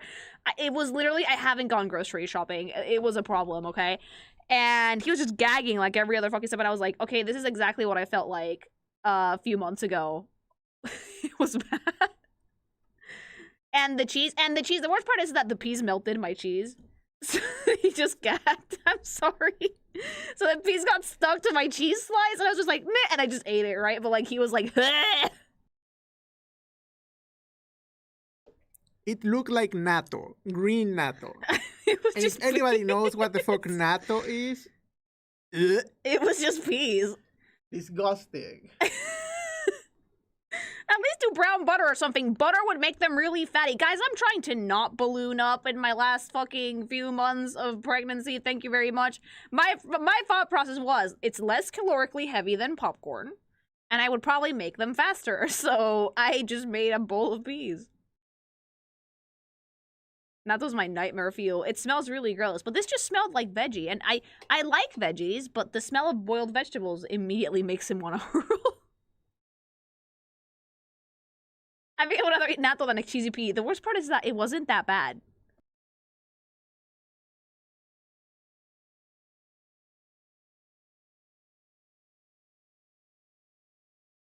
Anyway, that was about it from my adventure of making my husband gag out of his mind. Let's check out the revival broadcast. She's fatty as fuck, Lee. I need some protein. It's Manchego. It's aged. Okay, so as you guys all know, Persona 4 is actually getting a remake fairly soon-ish. This one was not leaked. Atlas did not fuck up with this one. This was an official broadcast. So I figured it would be fun to watch it to kind of see if and what they're changing. Because I did play Persona 4, but like a bajillion years ago. And I also watched the anime, and I enjoyed it immensely. I don't know if I'm going to be getting the remake myself, but I thought it would be interesting to at least check out what they're going to do with it. I am wondering, though. Are they going to sanitize this? Because there were a lot of things in the OGP4 that were, that some people might not like now. Wait, you're already in the last 6, 7, 8, 9 months and stages of pregnancy? Baby about to be born? No, Congrats. far from it. Thank you. First and only Persona I've ever played. Yeah. But yeah, apparently, there's been some concerns that the game is going to get sanitized, because, like, there were a bunch of characters and quest lines, which I don't know if Atlas is afraid of having now. I generally thought it was great. Specifically with, like, what's his name? With, like, Kenji, right? Because, like, the whole bit with him was he got, like, General... He got, like, General Zhang, like, from Mulan, that he didn't know if he was, like, into Naruto or not. So, like, his whole fucking thing, his whole existential dread was, like, am I gay? He's not, he was not at all. But, like, Kanji had, like, this whole thing. And also, like, the classmate that's, like, super fat and always, like, the butt of the joke. So, like, I wonder if they're gonna sanitize this one. Like, she breaks Yusuke's bike and shit, like... He just felt seen. 10 more years of Persona 4 discourse. GP. Did it have a lot of discourse? Apparently it did, according to Hubby, yeah. No! My motorcycle annihilated. But yeah. Like, kanji is the main thing that I'm, like, wondering if they're going to change it, because I feel like they might be afraid to, like, insinuate that a character is gay, even if it actually isn't.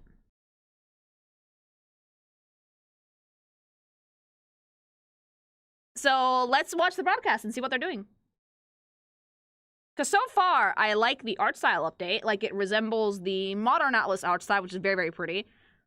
The lesson with kanji is that one, sexuality has nothing to do with the stuff that you do. Exactly. You can have girly hobbies and still want to fucking pound pussy, okay? Because this game is actually decently old. Unironically, making Yosuke gay would fix a lot. Yeah, but like kanji was the one that we didn't know if it was gay or not, but thank you. 2008. Oh, that is actually old. Atlas will create a world where Persona 4 will last forever. Probably, and this one got milked to filth.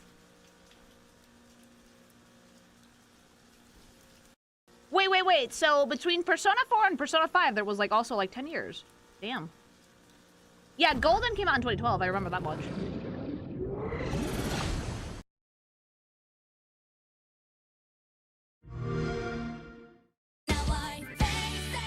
Hello, everyone. Welcome to the Persona 4 Revival broadcast. Hello. Please don't copyright claim the music. Introduces. Okay, so Persona 4 Revival.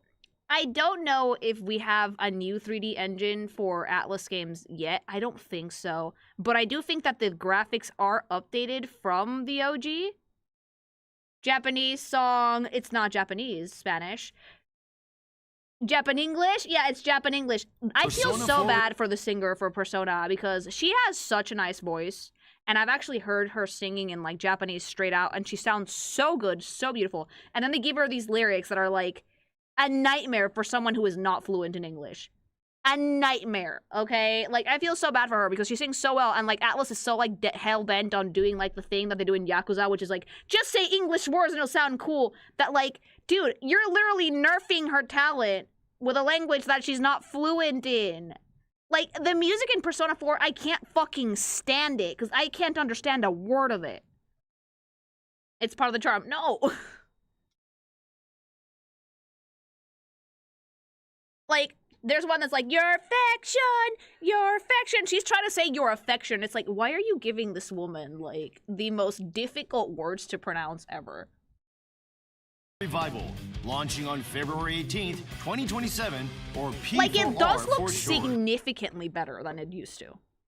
This game is, like, very, very old. It's not 18 years old, but it's getting pretty up there. It's close to being 20 years old. So, yeah, like, so far, what I'm seeing looks a lot better than the OG. People always give me flack when I say this, but it's like, well, you know, shit, dude. The technology's advanced so much. Like, there are some people who are, like, hell-bent on, like, oh, no, the OG graphics were better. No, they weren't. They look better now.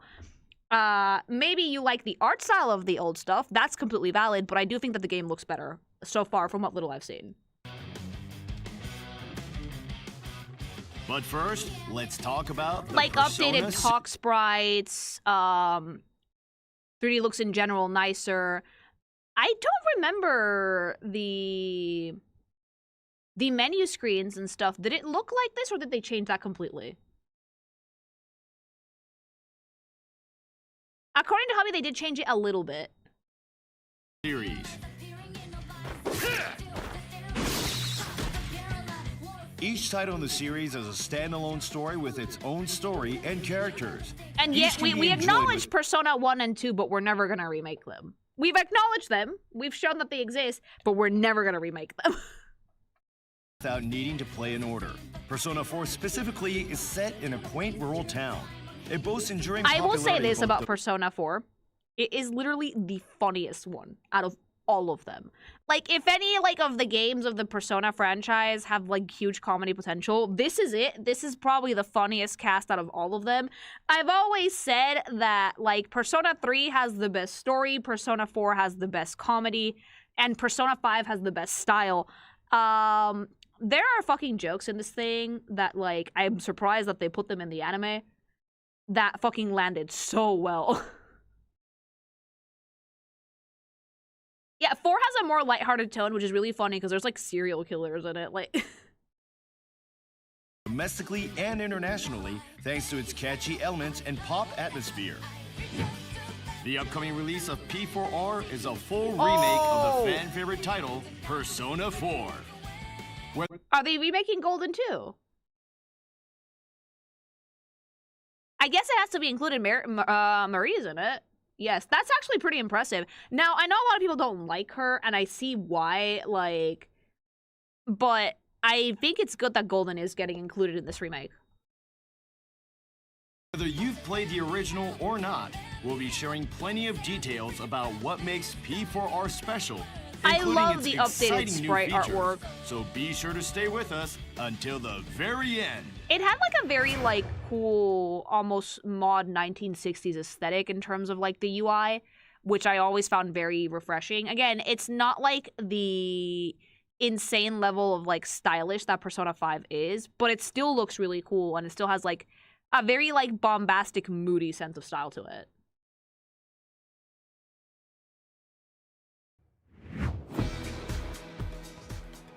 The game takes place in the rural Japanese town of Inaba. The protagonist, a teenager who has just moved to this peaceful His town. Yee-ass TV. Fun fact, some of, like, the first hentai I ever read in my life was actually Chie. I don't know why I just remembered, but, like, it was. I'd never even played Here's Persona game rumors of before the urban that. legend known as the Midnight Channel. You ever heard? It's hilarious how she still has the fucking bowl cut. Like, it looks significantly less stiff now, thank God. Oh, my face is covering the sprite. Hold on, let me move my body. It looks a lot wispier and softer now, so now it looks like an actual hairstyle.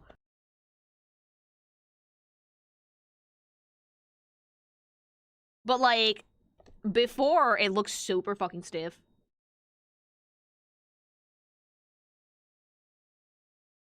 But I will say I've noticed something immediately. From the Persona 5 style to the Persona 4 remake, there's a lot less shading in this. Like, it's a lot simpler. I wonder, because I don't remember what it looks like in the OG, but there's a lot less shading in this. It's a lot brighter in its fucking sprites. Because Persona 5 had a decent amount of shades in it. And I wonder if that was an art style thing, or just how Atlas has evolved doing sprite work.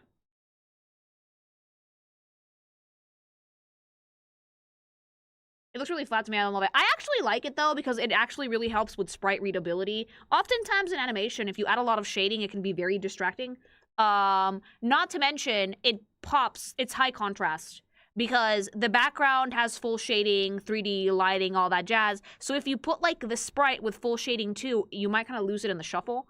Adding not only that yellow outline there, but also making it so it's less shaded than the characters in the background really does help with readability. It helps you look at the sprite. Other Persona games have had different looks for everything, even in sprites and character art. Yeah, I think that in Persona 4, I think that like the lack of shading is actually pretty charming. They say that your soulmate will appear if you stare into a television set on a rainy night. The protagonist gets curious and investigates this rumor. He is pulled into a mysterious alternate world hidden inside it. There, he uncovers clues tied to the serial murders and encounters strange creatures known as shadows. Been throwing people in here. I actually really like Teddy. I actually really like Teddy. Teddy is actually, to me, incredibly charming. He's an idiot. But compared to, like, Morgana, I love Teddy. Terrible creature, okay? Absolute fucking certified creature. I love him. He no longer sounds like Mickey Mouse on crack. Oh yeah, his voice sounds a little bit less high-pitched. They attack anyone who enters this other world. Oh wait, no, I just heard your affection in the background. No, we've gotten better.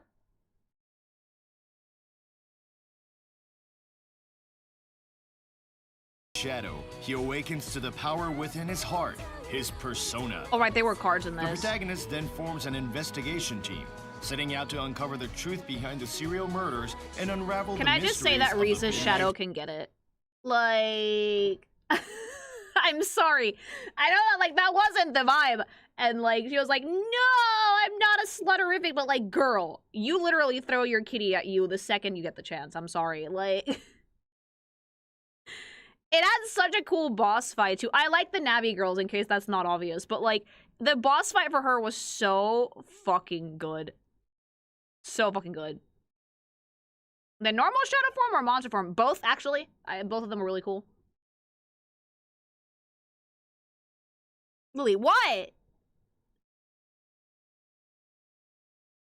I love all of them, okay? Like... Channel. Me too. Which means that we also gotta catch whoever's tossing people in here. And so begins an unforgettable year filled with friendship, adventure, and mystery in a quiet country town. Genuinely the funniest cast in the entirety of the fucking Persona series. King's Game. That's all I'm gonna say, King's Game. Let me introduce the members of the investigation team. Oh yes, introduce the dumbasses, please. I love them to bits, all of them. First up is the protagonist. This is the most Giga Chad coded dumbfuck out of everyone in the freaking Persona cast, okay? Like, Makoto is like emo boy, broody, very cute. Joker is a dumbass who has Riz, but like may or may not know how to use it. You is Giga Chad coded. You can literally fucking be drowning in pussy and not give a shit. Like, this man has like literally just popped the buttons on his shirt to make a statement for like no good reason. He has the best weird responses out of anybody in the fucking Persona cast. Yeah, like, this is like the most insanely rizzed out protag. Also the one that I would argue looks the oldest out of all of them. Out of all of them, I think that you, calling that the protagonist, the fucking Yu Narukami dipshit, like, he looks the oldest out of all of them. He has like the most insane amount of riz, and he's also the weirdest one. And I like that in the anime, they went with like, yeah, no, the weird one is canon. It's not just the hair color, it's the build, high too. School, who, due to his parents' circumstances, has been sent to live with his uncle in Inaba. He's caught up in a series of mysterious murders and awakens to the power of his persona. It's the white hairs, the fact that he's decently tall for, compared to like his friends. He has like very broad shoulders. To the power he has of a very his mature persona. face too. Very long. Look how cute like the responses are. And like the fucking like, are you stupid or something? Like he's just like, yeah, he's pretty stupid.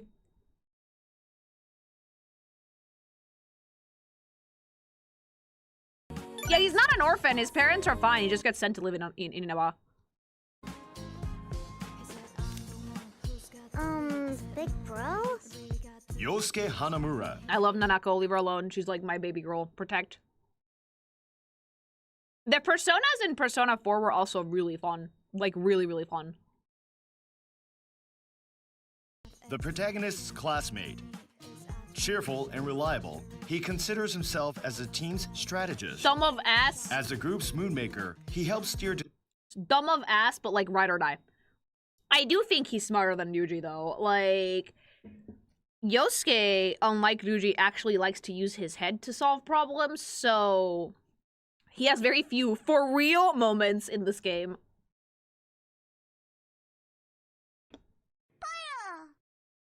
Yukiko and Chie were my OP. Yeah, they were really cute. Thank you.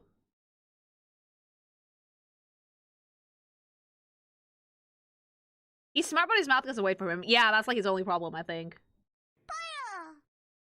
Atlas has the opportunity to do the funniest thing ever and make the detective not Odo manga canon with this. Don't how many people will get my reference. I didn't get it, unfortunately, but maybe someone in chat did, but thank you. I played Golden for the first time earlier this year. There was a Roman Seep option I really liked. I go look stuff online, imagine my surprise with people thinking Ayane, Music Sun SL, is a little girl. She is not Odo's age. Oh no, yeah, thank you. Little trivia. Inaba is the name of an old Japanese province in modern Tottori Prefecture, the least populated prefecture of Japan. I think that was intentional, to get across that Inaba is in the super... In the boonies, yeah, super, thank you. I hope they keep Rai staring at the fire alarm. I hope so. Like, she had such good moments. Holy shit, thank you.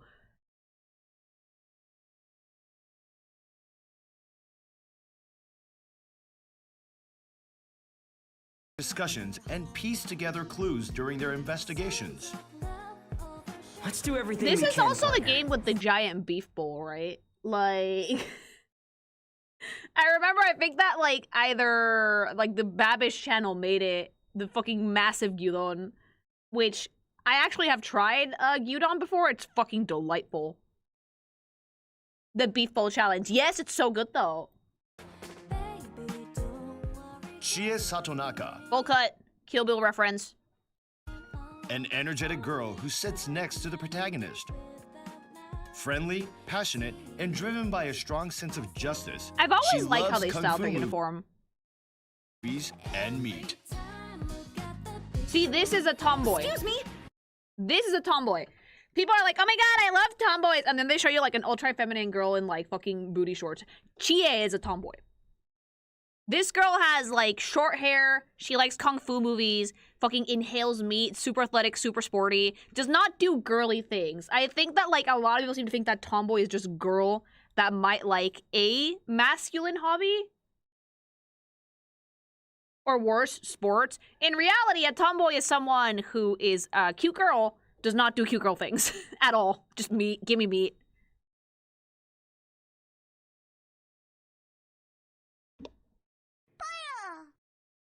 To me, you is a Chad who looks like a dork. Yeah. Joker is a dork who looks like a Chad. That's actually absolutely on the money. You're right. Thank you.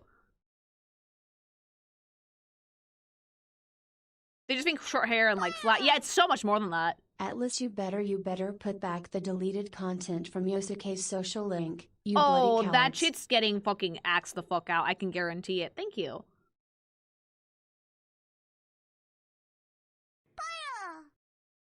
All the weird professors having sprites is amazing. Dude, I've always liked that about Persona, that like they have the weirdest fucking characters ever and they just give them talk sprites. It's great.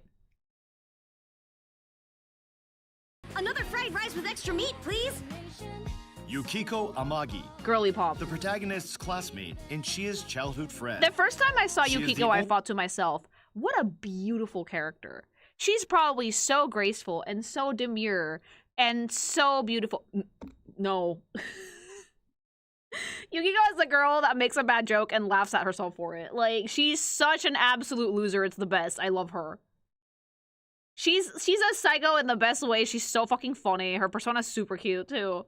Absolute girl failure. I like, and you see the design and you're like, wow, she's stunning. And then like you play the game and it's like, what the fuck happened?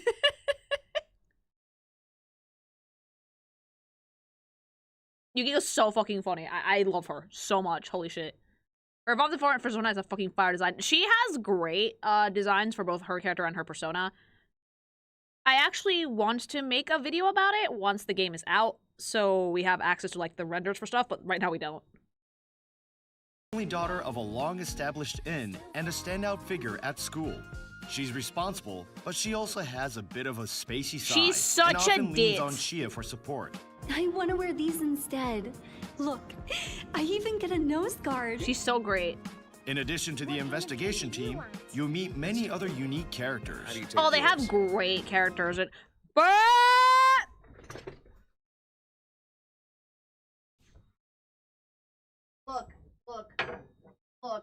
Look. Lizzie might be my favorite Velvet Room attendant, but the MILF can get it! I used to have a theory that, like, the Velvet Room attendant was, like, the fucking protagonist's, like, ideal woman, and I discarded that real quickly with Persona 5. But I think it's more what they're lacking in life. So, like, Makoto needed, like, a ride-or-die friend. Joker needed, like, a little sister. You needed a MILF, apparently. That's the vibe he needs in life, yeah. Margaret, who only summons men. I love her. So it's more like, it's like a family figure or friend figure that they need. So everybody needs a MILF, yeah. Perhaps I'll pluck that head right off. One of them is the mysterious Marie. She Okay. may seem unfriendly and aloof. The thing about Marie, right, is I completely get why people don't like her. I completely get why people don't like her. I'm kind of like meh about her in general, like she's fine. Her design is not my favorite. I will say this, because it's kind of like all over the place. I know that that's intentional, just not my cup of tea. I get why people don't like her though, because people were like, the cast was fawning over her immediately and for no good reason. Like, yeah, she's very Mary Sue coded. Unfortunately though, I think that Atlas overcorrected with Sumi, and they actually left her out completely. So we need a good middle ground if you're gonna be adding characters to like the definitive editions of the games, that like give them something to do, but don't make them the center of attention.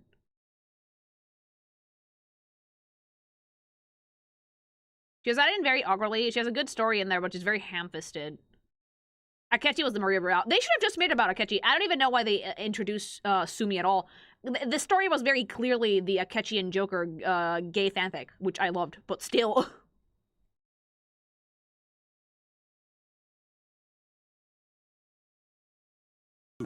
But in reality, she has a curious and outgoing personality. It seems she has some secret hobby she can't tell anyone about. Why do you need to spend youth, though?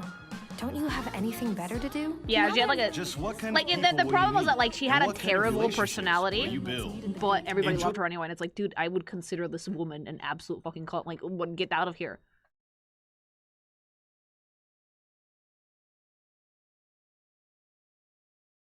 Like, when Marie got introduced to the rest of the cast, they were like, oh my god, we're so impressed. And she, like, literally insulted all of them to their face. And I was like, what the fuck is wrong with you people? Yeah, Sumi had a great design, but she was underutilized. The exact opposite problem of Maria, a lot of people would tell you. If Marie dressed all in black, she would be the #1 most popular character. I think that that would greatly help her silhouette, actually. Or make it all in shades of blue as well. Hello, Naoto. I love the you. personal stories that unfold in The Inaba fattest City. bags in the game, apparently. Well, guess I had to go smack those muggers around, huh? I love you, Kanji. You're an idiot. During his year in Inaba, the protagonist moves between two worlds, creating unforgettable memories while pursuing the truth behind the case. The Persona calendar In system, the my real nemesis. world, he lives the life of a Japanese teenager. The weird teachers are so great. Daily life and encounters with people lead to the growth The of both least the weird teacher in protagonist this fucking and game. his persona.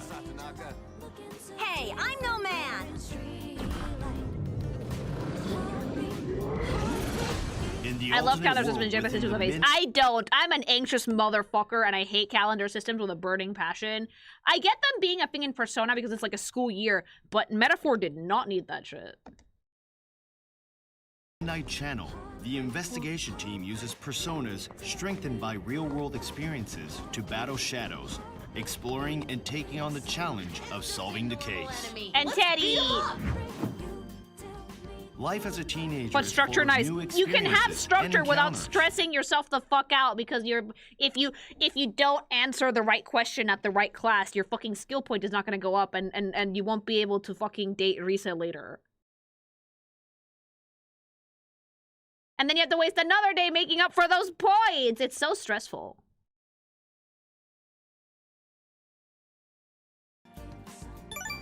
From school activities and events to after school, there. From school activities and Oh, the fat class, like they didn't get rid of her. The fat classmate is still there. Good. Mystery food. Mystery food is something that comes up in Persona 4 a lot.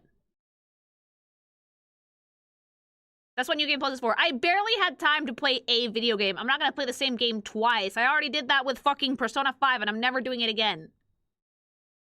events to after school, there are countless ways to spend your time. Let's play hide and seek. You're it. Study, working part-time, Get those skill hanging points. out with friends. Get those skill points, because if you don't fucking get those skill points, you can't date the girly pop you want to. Also, beating dungeons in one day is degen behavior. Guess what? Everybody does it. Like, I think that I had 2 or 3 fucking palaces in Persona 5 that I literally did, like, the day before the deadline.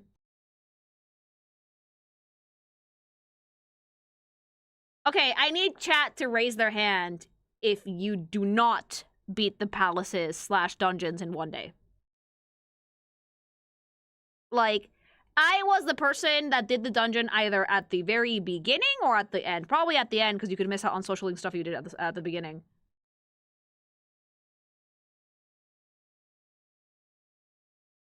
You have to do dungeons in one day. Yeah, like, that's why the calendar system is fucking useless, because, like, most people degen that shit and they just do it in a day. One day. I usually do it in one day. The norm is to do it in one go. Yeah.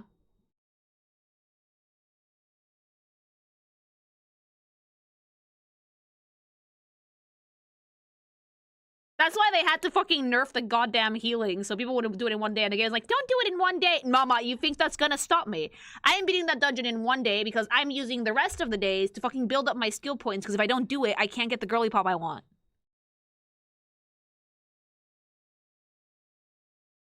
Forming new relationships.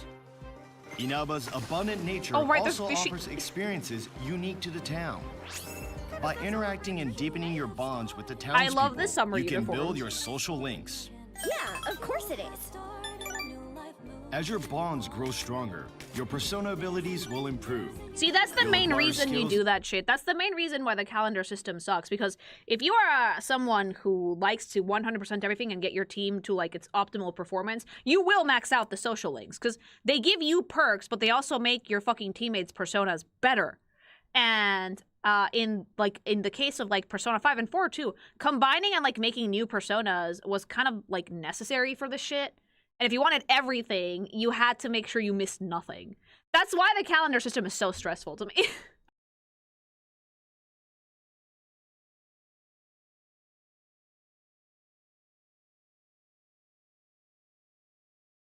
I don't know if this is in 4 because I don't remember, but, like, in 5, you had to have a persona of the same arcana as the social link, so you would get more points when you actually did the thing. Does that happen in 4 too? You have to find a guide that you have to do in every day. The first run I had of Persona 5, I didn't use a guide at all because I was just, like, blind playing my through it. When I played Royal, you bet your sweet fucking bippy I got myself a guide because I missed out on so much bullshit, and I was not missing out on 3rd semester. I got a guide. I was like, you know what? I'm not doing this again. Like, I wish they would drop the same arcana thing. It's so annoying. It is annoying, actually.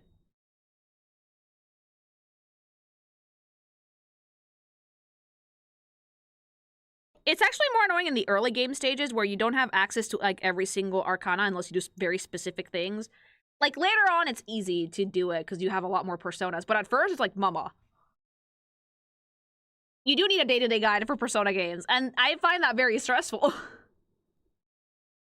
Right, Persona 5R Romance Elite, I'd Sumi. I'm a Futaba stan for like my first one, but like in Royal I did Sumi, and she felt like she was tailor-made for Joker, which is funny because the one who's actually tailor-made to fit Joker's bussy like a glove is Akechi. They give you advantages in battle, and your power to fight in this other world will grow. Oh, by the way, I was thinking... All voice acting in this title has been newly recorded, and not only the main story.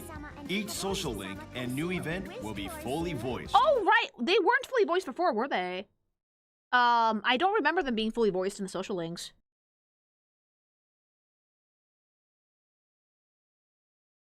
Because, like, in 5, they weren't voiced unless it was the first one or the last one.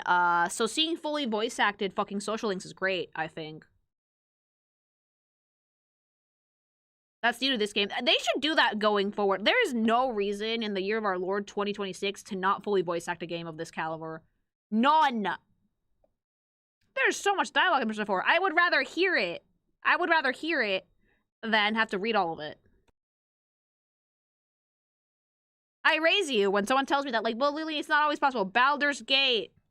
Baldur's Gate 3 voiced everything. It made the game significantly heavier, but you could do it.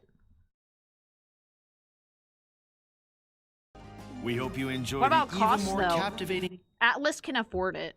The cost doesn't matter. Like, a good quality game will get good voice actors. Like, hell, some people even do it to volunteer to practice. Obviously, with Atlas, it's not a problem. They can hire VAs, and most big studios can hire VAs. So cost is, like, not an issue. That's why most big games have budgets. encounters and daily life. I'm tempted to make it my own. As you gain more experience, the protagonist's social stats will be refined.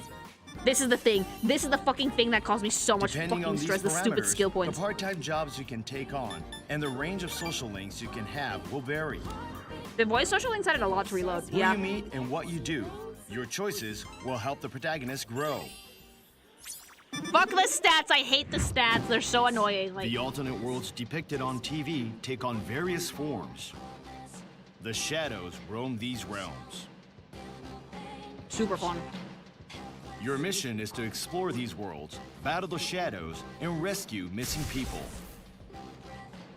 You all came to rescue me? Oh yeah, people got If you shoved attack into when the the TV. shadow is off guard, you can start the battle with a preemptive strike and gain the upper Unlike hand. Persona 5, where like stealth was part of the On the game other because you were hand, doing the if Phantom you- Thief thing, in this one, you was just like, run at it with a sword. Go, go, go, go. It's so great. If you are attacked by a shadow, they will strike first, so you must be careful. You had to do that on purpose, though. It's really hard to get snuck up on. A new guard action has been added in this game. You can guard against attacks and strike while the shadow is flinching, or avoid combat altogether. Use strategy to navigate this alternate world.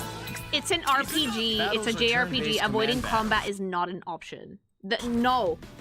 You know what you do? You fucking sit there and take it like a fucking man because you have to grind.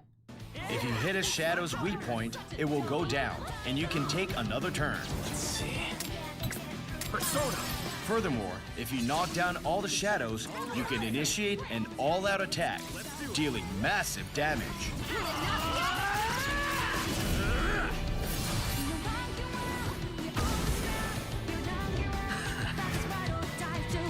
In this game, Super stylish. new features have been added to this turn-based battle New battle music. system, There is new music, evolving yeah. into an even more exhilarating and intense battle experience.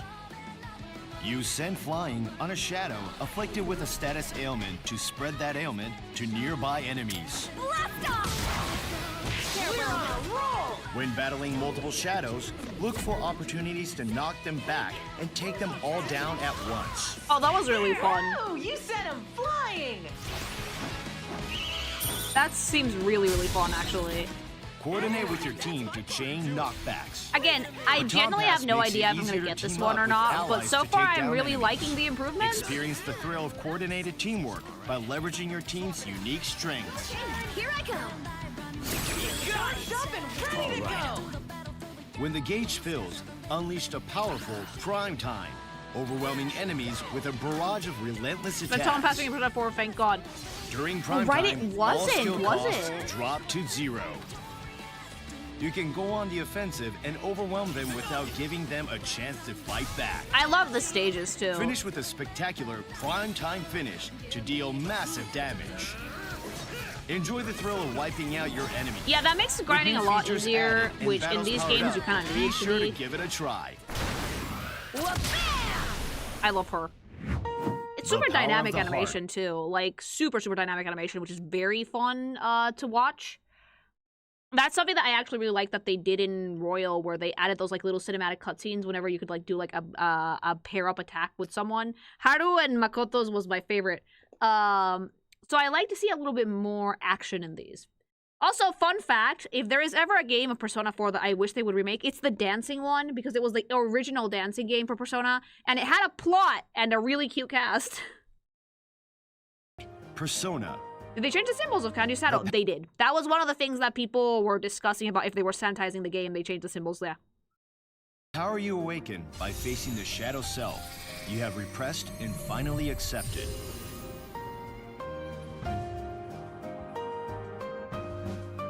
What to do? Normally, each person can wield only one The plot was persona, the idol industry is fucked up. It but was a with good game. special ability known as Wild, the protagonist can freely switch between various personas. Each persona has its own unique skills and weaknesses. Oh, you had And by I had a switching ton of between those in them my fucking to back match the pocket in Persona 5. characteristics of your shadow, you can gain the upper Is the hand penis in here? battle. Is Mara in? I don't remember. It should be though. Let's see.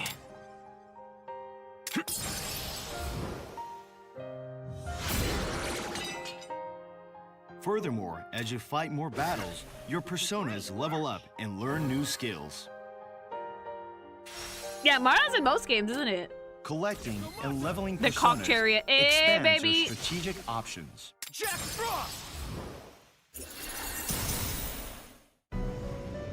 Give Mara a The cowboy hat. Velvet I like Room the Chinese is a hat. special space accessible only to the protagonist. This is how you can tell that you use like fucking Giga Chat, because this fucking Velvet Room is a limo. Like, it's a Here, fucking you can limousine with a perform MILF in persona it. fusion to combine the protagonist's persona. Yeah, see what I mean? If you want to fucking do all this shit, combine all the personas and max out all the arcanas, you're gonna Combine need to various fucking personas abuse that through calendar trial system. and error to create your very own ultimate persona. In Golden, by the way, his limo has 2 bitches. Your own A ultimate MILF, Marie, and Dad. persona. Meanwhile, it's 5, it's a prison. Joker's life was really unfair. Persona 4 Revival preserves the best of the original while adding new elements. For everyone watching this program, we present a message from the game's producer, Oh, good. Kazuhisa Wada. Hi.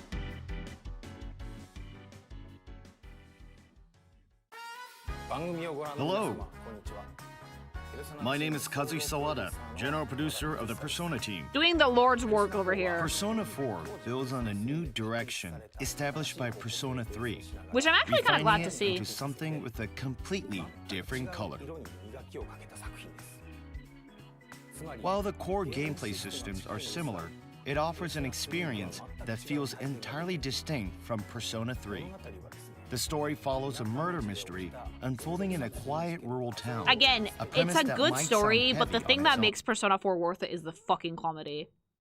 If you're not gonna play it for like, if you're not gonna like, if JRPGs are not your thing, just please play it because it's so fucking funny. It's such a fun game, honestly.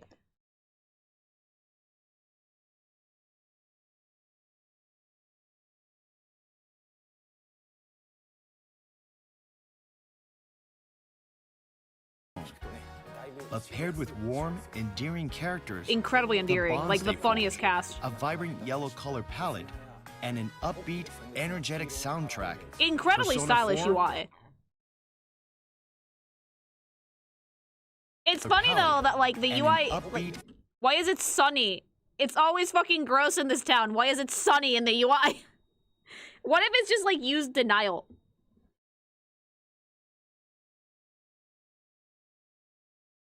Energetic soundtrack, Persona 4 becomes something truly one of a kind. I'm actually decently curious to see what they're going to do with the soundtrack, because I think I did hear some new tracks, and with 3, they remixed a lot of them. In my experience, though, because Persona 4 is my least favorite out of all the soundtracks, it's probably going to be an improvement. Coming-of-age mystery, unlike anything else. Teddy! Even nearly 20 years later, it continues to be loved by audiences all around the world. That's exactly why we wanted to bring it to even more players using the expressive power and accessibility of the modern Persona series. Which I'm happy to see. At the same time, we aim to preserve the original But, like, I have to experience. ask, Atlas, are you ever going to touch Persona 2, or is the Hitler thing just too much for you? Like, are we ever going to remake those? Because those need a remake. Those need, like, a huge upgrade.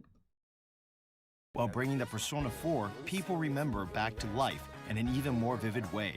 They With pretend that those don't vision, exist. They we acknowledge began them at the start of development this. on Persona 4 Revival.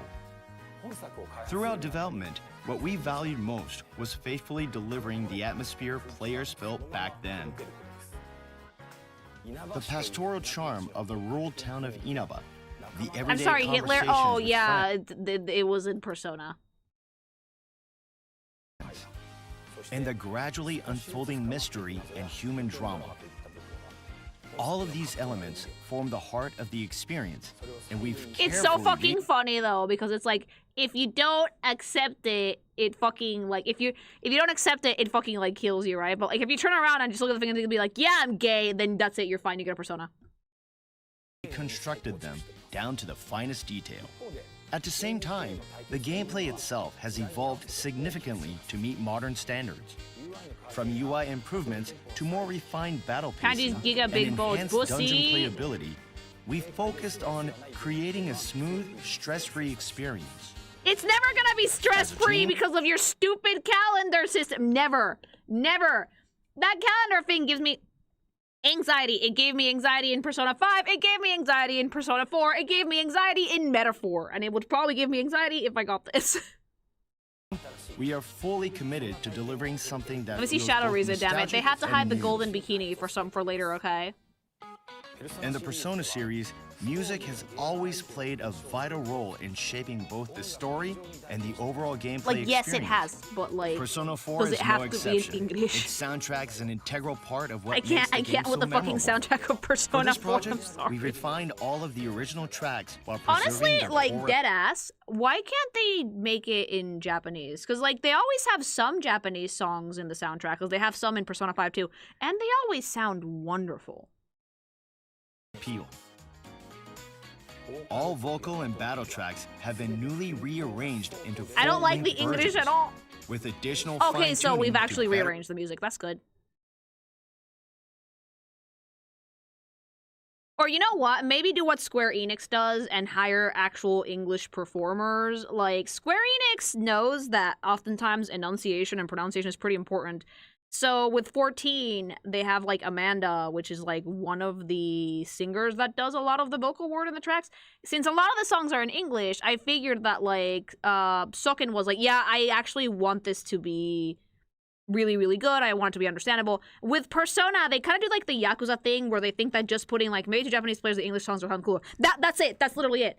The thing is that, like, I think that with Atlas, they think that so long as it sounds, you can understand some English, that's gonna sound really, really cool. But to me, it kind of sounds a little bit sloppy, personally. Like, she improved a lot in Persona 5, but in Persona 4, the English was literally gibberish.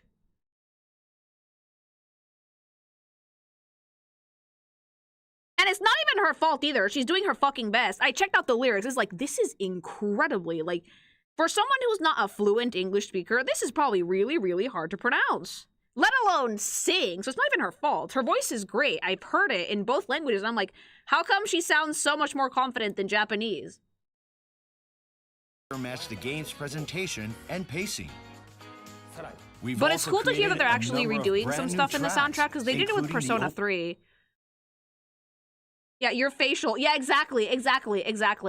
opening theme and battle music. Like, listening to the Persona We're 4 music confident that without knowing the lyrics, and then reading the lyrics, you're gonna be like, wait, what? Is that what they're saying? Every time. Yum. both newcomers experiencing Persona 4 for the first time and longtime fans of the series will find plenty to enjoy in the I music. kind of it's all Risa singing. That would be very We'll funny, be sharing actually. more details about the soundtrack in the future, so please stay tuned. The singers are not the same between Persona 4 and 5. I thought it was the same person, actually.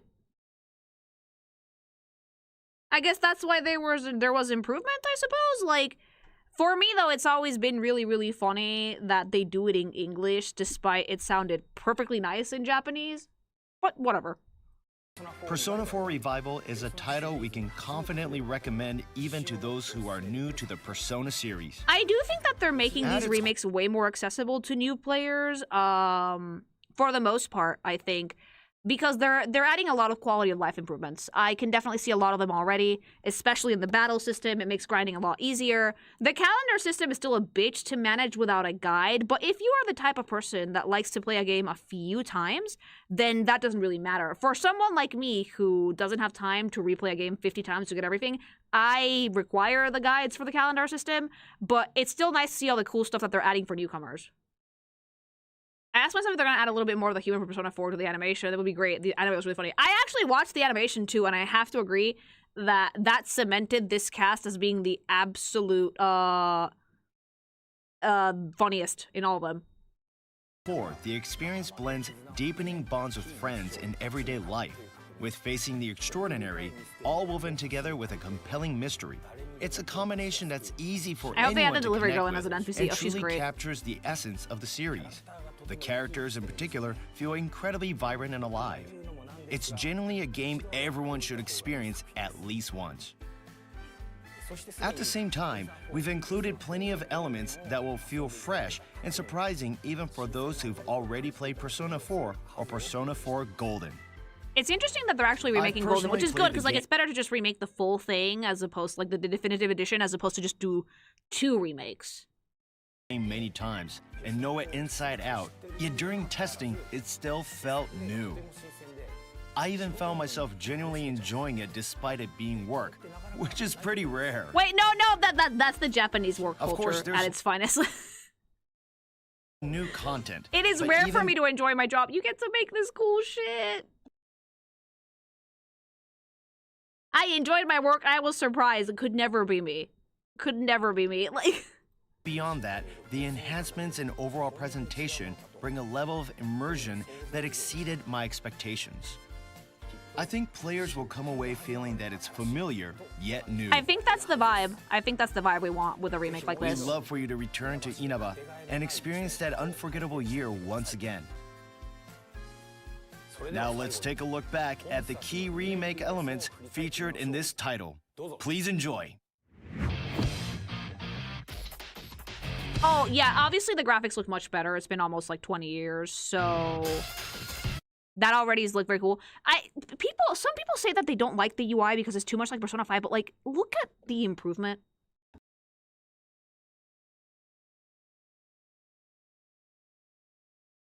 Like, I know it's because it doesn't look like a TV anymore, and that was like a very integral part of the UI, and I get that to an extent, but I do think that adding a little bit more style to the UI is kind of integral to the Persona franchise at this point. Like, you just think about them and they have the coolest menus with like the best transitions, a great use of color. It's just a good time, honestly. And while I do like the TV, and maybe they could have fit that in, I also do like the new stuff. I think that it looks way more polished in general.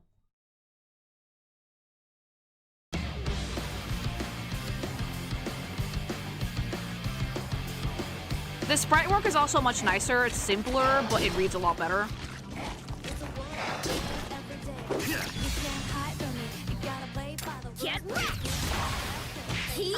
The fighting quality of life improvements are probably the best ones to me. As someone who spends a decent amount of time grinding because you want to get all the personas and shit, having a good way to do it optimally and to like go through battles in ways that are fun, dynamic, but also relatively fast is helpful, I think. All right. Just don't overdo it. Baton Pass is also an absolute must. I did not remember this, but yeah, Persona 4 did not have this. Let's attack now. Let's do this. Konohana Sakuya. I love her Persona. It's so pretty. About it. Let's go! Go wild! Now, Jiraiya! Last one! Let's end this! Yeah, sometimes when you're grinding, you just want to fucking get the team to the level that you need, and or you're grinding for a new Persona, so it's better to be able to do it quick. It's like an integral part of the JRPG experience to be able to grind, if that makes sense.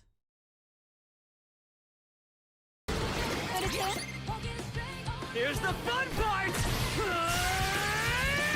Series finale is a great addition as well. Not in a jealous way or This, I think, is the biggest quality of life improvement, is having fully voiced everything. It sounds a lot better. It's way more fun. It's also good for accessibility purposes, so it's good that they actually voiced everything, especially the social links. So I'm hoping that Persona 6 will also be fully voiced, because, yeah, that's a big improvement. Anything? Well, I was just having him try my bento. besides, I'm more the advisor type, you know? Oh, you should make a flower too, big bro. Persona 4 Revival. And will be honestly, for launching on someone like me February who's a 18th, streamer, I don't play a 2027. ton of games like this on stream anymore. But having things be voiced is like, it's nice to not destroy your throat every time you have to play something live. We hope you enjoy an irreplaceable year in a peaceful country town. Giga chat energy! So yeah, like, I don't know if I'm gonna get this myself, but I see a lot of really good improvements. I really hope that Atlas keeps this up. I'm expecting Persona 6 to be leaps and bounds ahead of every other Persona game in terms of quality. Because, like, if we're popping off this hard for the Persona 4 remake, Persona 6 is gonna be impressive. I can already tell it's gonna be such a fun time. So I'm excited for this. I don't know if I'm gonna get it, but for everybody who is, I can definitely think that it's a good purchase, I think. Especially because it's been like almost 20 years. And for people who have never played a Persona game before, I do think that Persona 4 is a good start. And with the amount of like quality of life improvements that they've added, yeah, it's gonna be a good time. I would recommend this. I don't know if I'm gonna make this into a segment, but just in case I do, if you like this video, like, comment, subscribe. Did you play Persona 4? Did you play Golden? Did you watch the anime? Let me know in the comments. And remember, if I said anything that pissed you off, it's just rage bait, baby boo.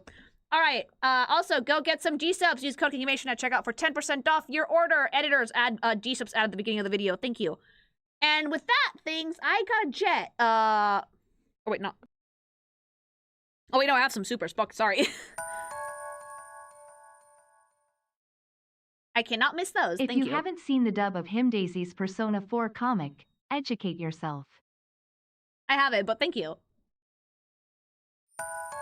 Yeah, don't leave yet. I still have some supers to do. Embarrassing mom energy. Love it. Oh yeah, Yukiko has that vibe, yeah. Thank you. Ah, yes.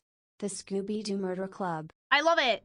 No, the Scooby-Doo Murder Club is genuinely hilarious. Persona 4 has a lot of good shit going for it. You guys know that like my first Persona game was 5, but I did play 4 and it was an experience. I hope Kashiwagi comes back. Maybe they probably will, honestly. Thank you. I don't think that they cut out any cast members.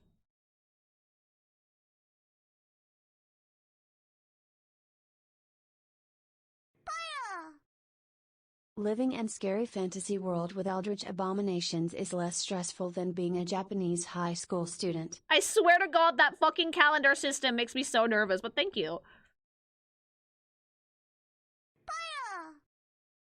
90% of the time I am fine with the schedule. However, have one mandatory story conversation. Go to bed can go to hell. Yep, those are the most annoying ones. Those are the most annoying ones. I agree with you completely. Thank you.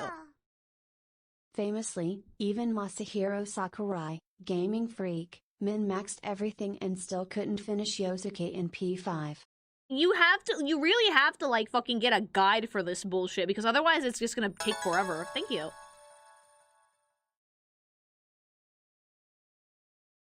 Wait, your own work calendar doesn't make your anxiety show up? No, because I have full control over it.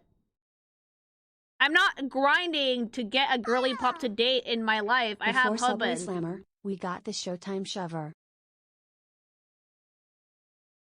Thank you. That's why everybody hated Morgana on the OG Persona 5. Oh yeah, because like it was like go to bed. It's like god damn it.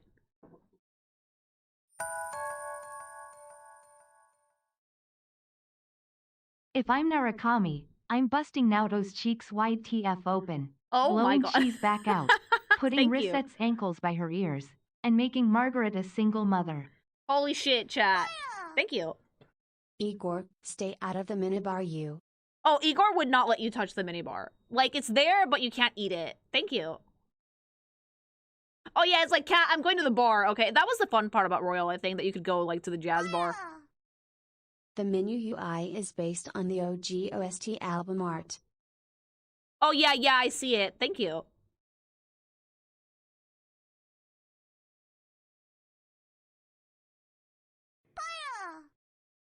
I need the Devil Survivor series to be remade with the care they did for Persona. I mean, maybe they will at some point. Who knows? Like, a lot of studios seem to be on a remake binge recently. Not necessarily a bad thing, mind you. Just so long as we have other games. I feel like P4 has more pressure to try to do things more different than P3. OG P3 had a lot of jank, but P4 stood the test of time way better. Yeah, that's why I was wondering to myself if a remake of this was necessary. It's not, but I'm happy to see improvements. Every Persona game for the Thank most you. part is usually a different singer. Really? Unless you're Lotus Juice. That's actually fascinating to me because I always heard them and their voices sounded similar, so I just assumed that they like worked with like the same artist, but no, apparently different ones. Okay, that explains a lot. Thank you. Take over less than reach out to the truth less than mass destruction less than last surprise less than it's going down now less than time to make history. Thank I will you. not be taking questions. I mean, for me, my favorite soundtrack is the 1 and 3, the original, but like, yeah. Thank you. Well, Persona 4, keep the fat girl jokes or will they erase her? They're not gonna erase her, but they might not make the jokes. That's the thing that, like, I'm wondering about. I think that's it for Supers, too. Guys, thanks so much for joining me tonight. I gotta go, but I had a great time, and we watched some absolute stuff, and also saw all the cool stuff that they're gonna do for the Persona 4 remake. I'm actually happy to see all that stuff. So, looks like it's gonna be a good time. I will see you all tomorrow, though, alright? Have a wonderful evening, my beautiful things. And, yeah, get hydrated, get some gsupps, use my code. Okay, bye, love you, bye, bye, bye!